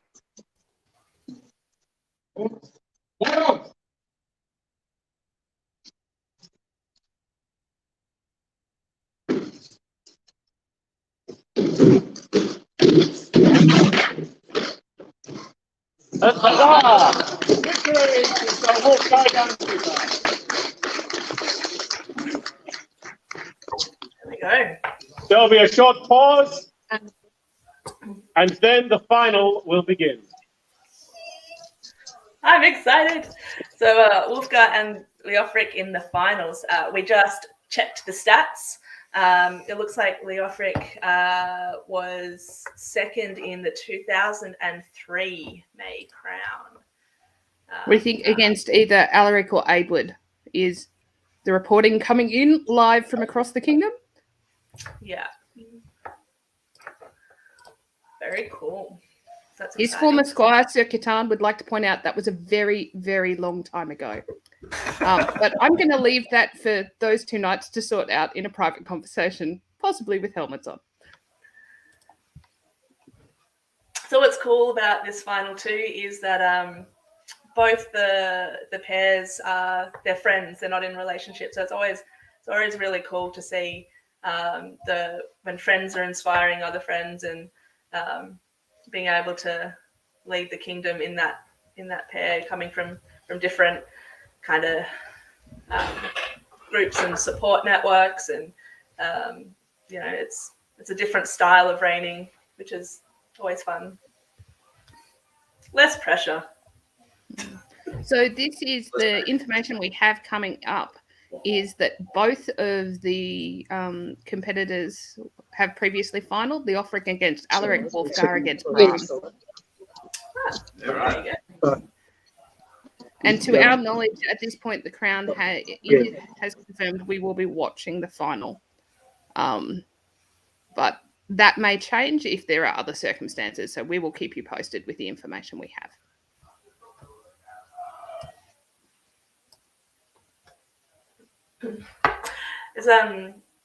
That question sometimes stems from often, not so much since we've been doing live streaming, I don't think it's come up yet, but previously when we've put out results through text onto social media or emails, often the consort hasn't been at present at Crown Tournament, and so we like to advise the consort if their fighter has won before advising the rest of the kingdom. It's a little bit of a different scenario now that we're doing the live streaming, where everyone can. And we think that this one is likely to be watched, given we've got Coronation again. So Coronation will be tomorrow. So all consorts were asked to be present for this particular tournament, as opposed to those who were unable to attend in absentia. I am doing my best to stay very calm and measured on this, but might be incredibly excited because a very long time ago, Sir Leofric and I were each other's first consorts in the society. So I'm having a little moment of yay! But given all of our fighters have fought so well and so cleanly, it's just been a joy to watch so far. So it's been a good tournament. Absolutely. We're super lucky in Lockhart that we've got a whole bunch of good people too. I think either not like those other kingdoms. All kingdoms have good people, but I know who we've got. So I think either way we're going to have a fantastic next reign. And as Anne just mentioned too, that because of Coronation tomorrow, all the consorts are present. They didn't technically have to be at the tournament today if they chose not to, but it seems that they have chosen to be there. And seeing as though Lorix is one of the Wulfgar's consorts, one of the stewards of the event, I would expect her to be there too. That's very exciting. So for those people who haven't witnessed a Crown tournament before, what happens next is there'll be a procession in from each of the contenders for the finals, and they're usually accompanied with a household and a herald or whoever they might have. So someone will often carry the banner or the shield or the fighter's helmet as well. You can see them getting prepared in the background. There you go. That was one of the things that in our first Crown tournament that we'd ever went. Well, it's the first time I'd ever witnessed it, and certainly the first time I've ever been part of one was the first one that Theodoric won. And I didn't have any idea that this was going to happen. After the final round, and we knew that we were entering the finals, we were just swarmed with people going, all right, I'm taking this, I'm taking this, I'm taking this. And then we're just standing there going, what's going on? I have no idea. And suddenly there's just this group of people around us ready to walk us into the finals. There was a question. There was, what have you got ready for this? And I went, what? What happens next? So from the fighter's perspective here, this is the point in time where the aim of the game is to not freak out and to just let things happen and try to ignore everything that's going on around you. because this can really ruin your headspace in a big way. And this isn't any tournament, but these big ones are. And this, because there's a break and because there's a whole other type of activity between fighting and fighting, it can really ruin your chi. So it's important to have your consort kind of there and prepared for it, and your team, as we were talking about earlier, so that you can really concentrate on not thinking about something that other than fighting, and everything will just flow. So I think, at least for me, the idea is to kind of sit off to the side and just do nothing and wait, and just stand where you're told to stand and do what you're told to do until there's someone to hurt again. Not hurt. So there's a whole lot of organisational stuff and waiting around, which is important for the ceremony, but bad for fighting. We can just see Their Excellencies Baron David and Baroness Arabella, who are the local Baron and Baroness of Ynys Fawr, just in the foreground, talking to some of the populace. Interesting little bit of trivia for those around the known world. So this is actually a father-daughter Baron and Baroness. So they are stepped up just before we went into pandemic. So like a number of our Barons and Baronesses, it's been an interesting time. And it's been lovely watching how the community has supported both the Baronage and the Baronage have supported their communities. So that's been a really cool thing to see. One of the things, England, that I've always found like that I really love is watching the Order of the Rose and the Order of the Coronaria come together to support the consorts during finals. What's that like? Like both as a member of the Order and also as someone potentially in that first final. Yeah, it's intense. So I, as a member of the Order of the Rose, I love it. It's so good. It's not just that you get the best seat in the house, which is really cool, but also that you're there. You understand what the consort is feeling in that moment in time, and you can be there to assure them that whatever happens, they've got the support of the royalty that have come before them. So depending on the comfort level of the individual, we'll hold their hands and we'll have a hand on their back, and we usually each hold a rose as well, as a symbol of the order. And the Coronaria get to join us as well, which I love. So for those who don't know, the Order of the Coronaria are for all of the Lockhart princesses that reigned before we went kingdom. And because they, under the Corpora, they technically can't enter the Order of the Rose. So we created, or Lockhart created a special order that they were all inducted into, and that order closed after they had all been inducted. But for pretty much all of our kind of functional things that we do as the Order of the Rose, we love to have the Coronaria join us because they're such an important part of our history, and they've also had such a unique experience reigning in Lockhart. And we also invite any Rose or to join us who may not be from Lockhart on the day. They're more than welcome to come and to hang out. But yeah, certainly as a member of the Order, I love having the being able to show that support and be ready for that consort if they need us. And when in our first crown, we were down in Erlendr, and there weren't very many roses at that point, so it was a little bit of a different experience. I think we had one or two there, which was good because Countess Portia was there ready to look after us straight away. And just having someone who'd been there before just makes you feel so much more comfortable. And that, yeah, it's a big moment. It's very overwhelming. It's very exciting, and there's a lot of love for your fellow consort that's standing up with you as well. So that's really cool. think we're we're almost about to go ready. to court. I'm Darlington, kidnapped Queen of Wulfgar.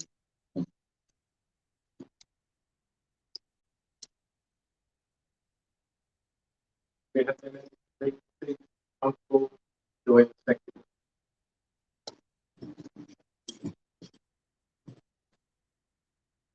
So this day has come to this. The final, find our heirs, to see the future of Wulfgar. Two very worthy couples. Well, this has been good all day. Your Majesty, the day having been formed with all honour, pray witness this final vow between Sir Leofric, Willoughby the Broke, and Sir Wulfgar Járnsiða. Lockhart, witness and attend. Here stands Sir Leofric, Willoughby the Broke, bearing the arm, full chevron inverted, aligning chief covered a cup of war, who fights for the honour and inspiration of Mistress Sabine the Bourbonnais.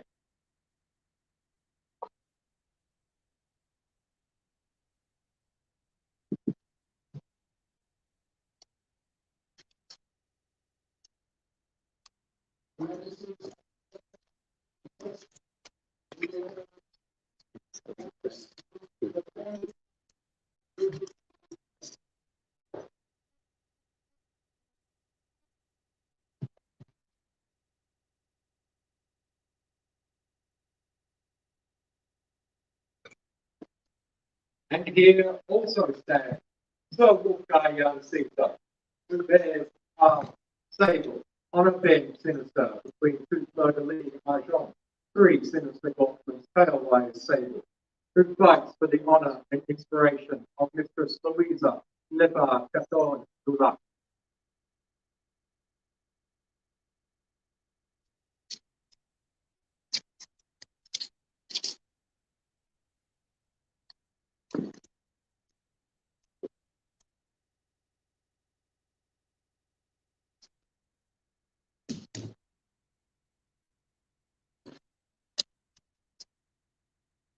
Well, please await the day to come down before you. Continue, as you have done already, the length of wait this time. Third locker. Please, trust the council.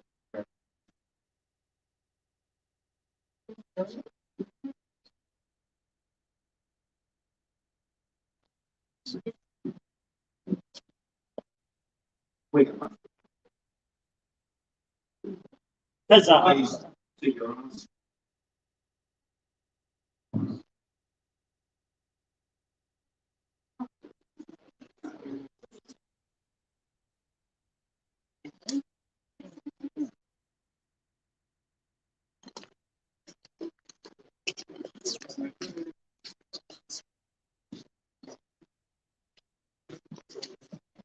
Great.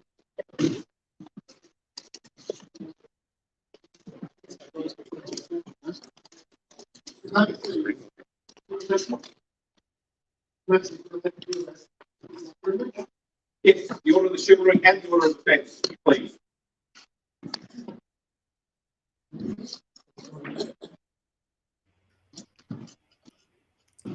So His Majesty has just invited the members of the Order of Defence and the members of the Order of the Chivalry to stand marshal with him on the field.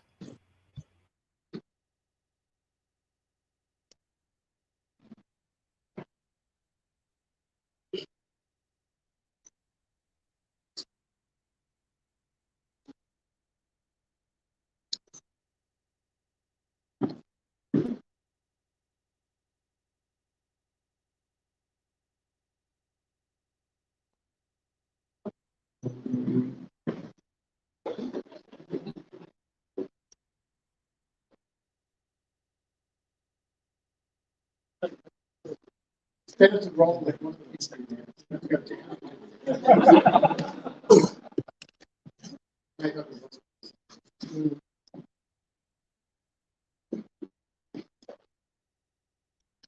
Your Majesty, in this, the final round of the tournament fought to determine the heirs to the crown and kingdom of Wulfgar, here you meet Sir Leofric Willoughby the Road and Sir Wulfgar Járnsiða. Gentlemen, salute she who inspires you and whose fame you bear.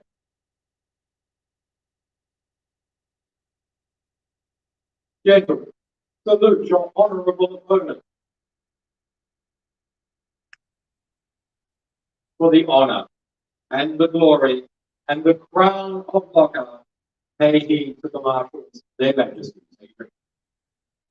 Be ready. Go.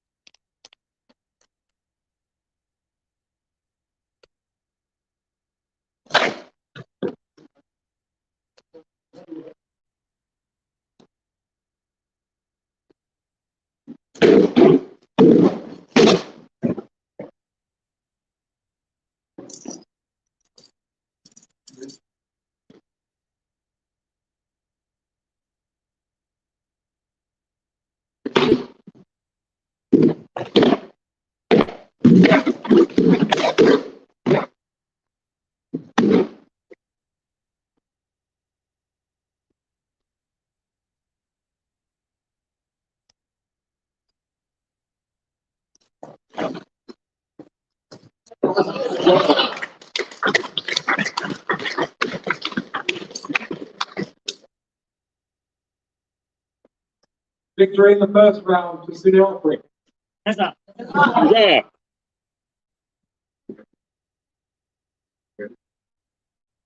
No.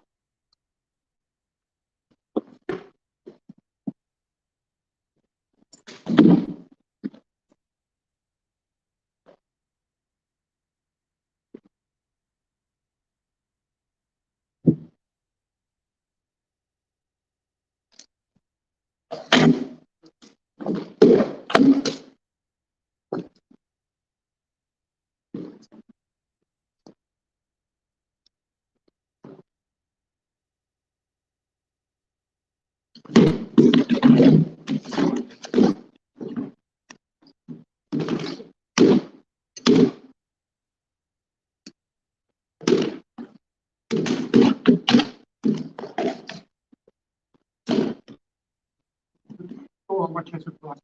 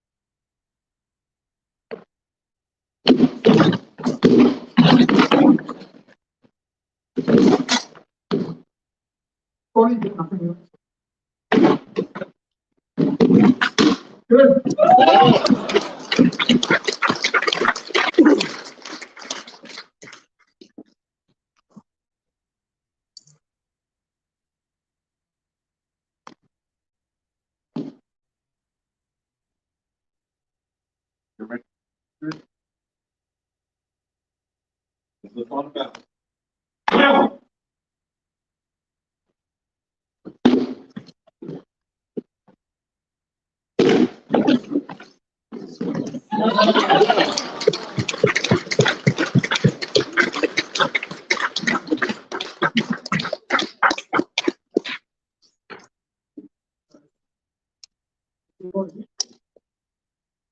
for Leofric to the Willoughby to Broke, fighting for the honour of Countess Sabine to Bourbonnais. New crown Vitez to the crown of Lockhart. 3 cheers! Hip, hip! Hip, hip! Hip, hip!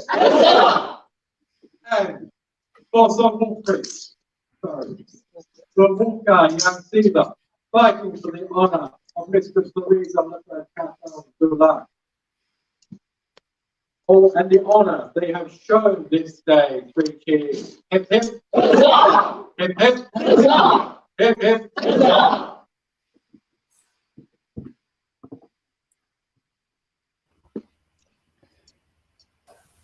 Well, how exciting was that? And how good was it I was not up to here watching. Yeah. But also, how good was it to see competitors at that level to make the choice to refight that second bout so that it was clean and clear and everyone was happy? Yeah, absolutely. Yeah. No one wants that that question at the end of the day, though, right? It's always going to be better to go back and do it again and do it properly than to have any question remaining at the end. They're still going. Still chatting about it. Classic fighters. You just want to talk shop. That's good. So yeah, the coronation is held tomorrow. Give these guys a chance to take a breather and work out what's going on. The moments after Crown Tournament win, just like overwhelming. You've got people coming up and congratulating you and offering their support and advice, and you're floating high, and it's so surreal. And then 5 hours of meetings. And then 5 hours of meetings. But this is where, so like, His Royal Highness is a knight and a laurel, laurelled for jewelry and 15th century lifestyle. Her Royal Highness is a pelican and a laurel, and she was laurelled for the arts of pageantry, which I think you could see a little bit in some of the heraldic display you've seen today on the field. So it's just been, at least they're used to the meetings, you know, and can spread them around. Well, Her Highness has been in this position previously. Yes. As well. Yeah. Oh, that's awesome. So it looks like we're heading to the wreath ceremony. So we in Lockhart we tend to, or we give out rosemary wreaths to the victors with the white, red, and blue ribbons usually. Sometimes the consort's wreath has roses in it, sometimes not. Although it looks like they might just be getting all have seen the deeds done here this day. All have seen the valour, the chivalry, the courtesy, and the inspiration that's been put on display today. You've been tested. You've absolutely been found worthy. And they knew Leofric, Willoughby to birth, heirs, Crown of Lockhart.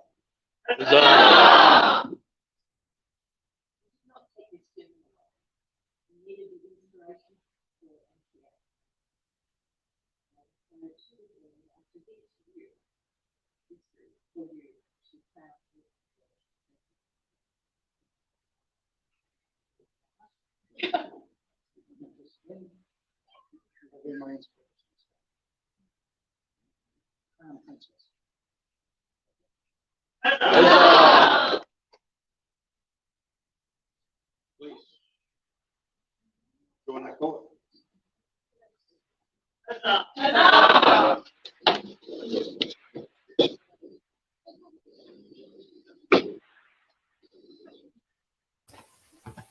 Awesome. So another one of the traditions that we often do is the winner will crown here. My lords and ladies, all rise.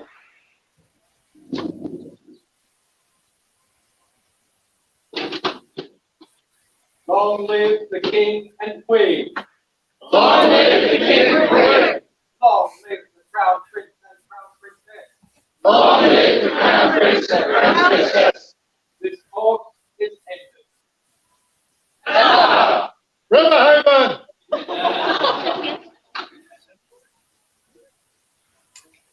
All right. Thank you. Yeah.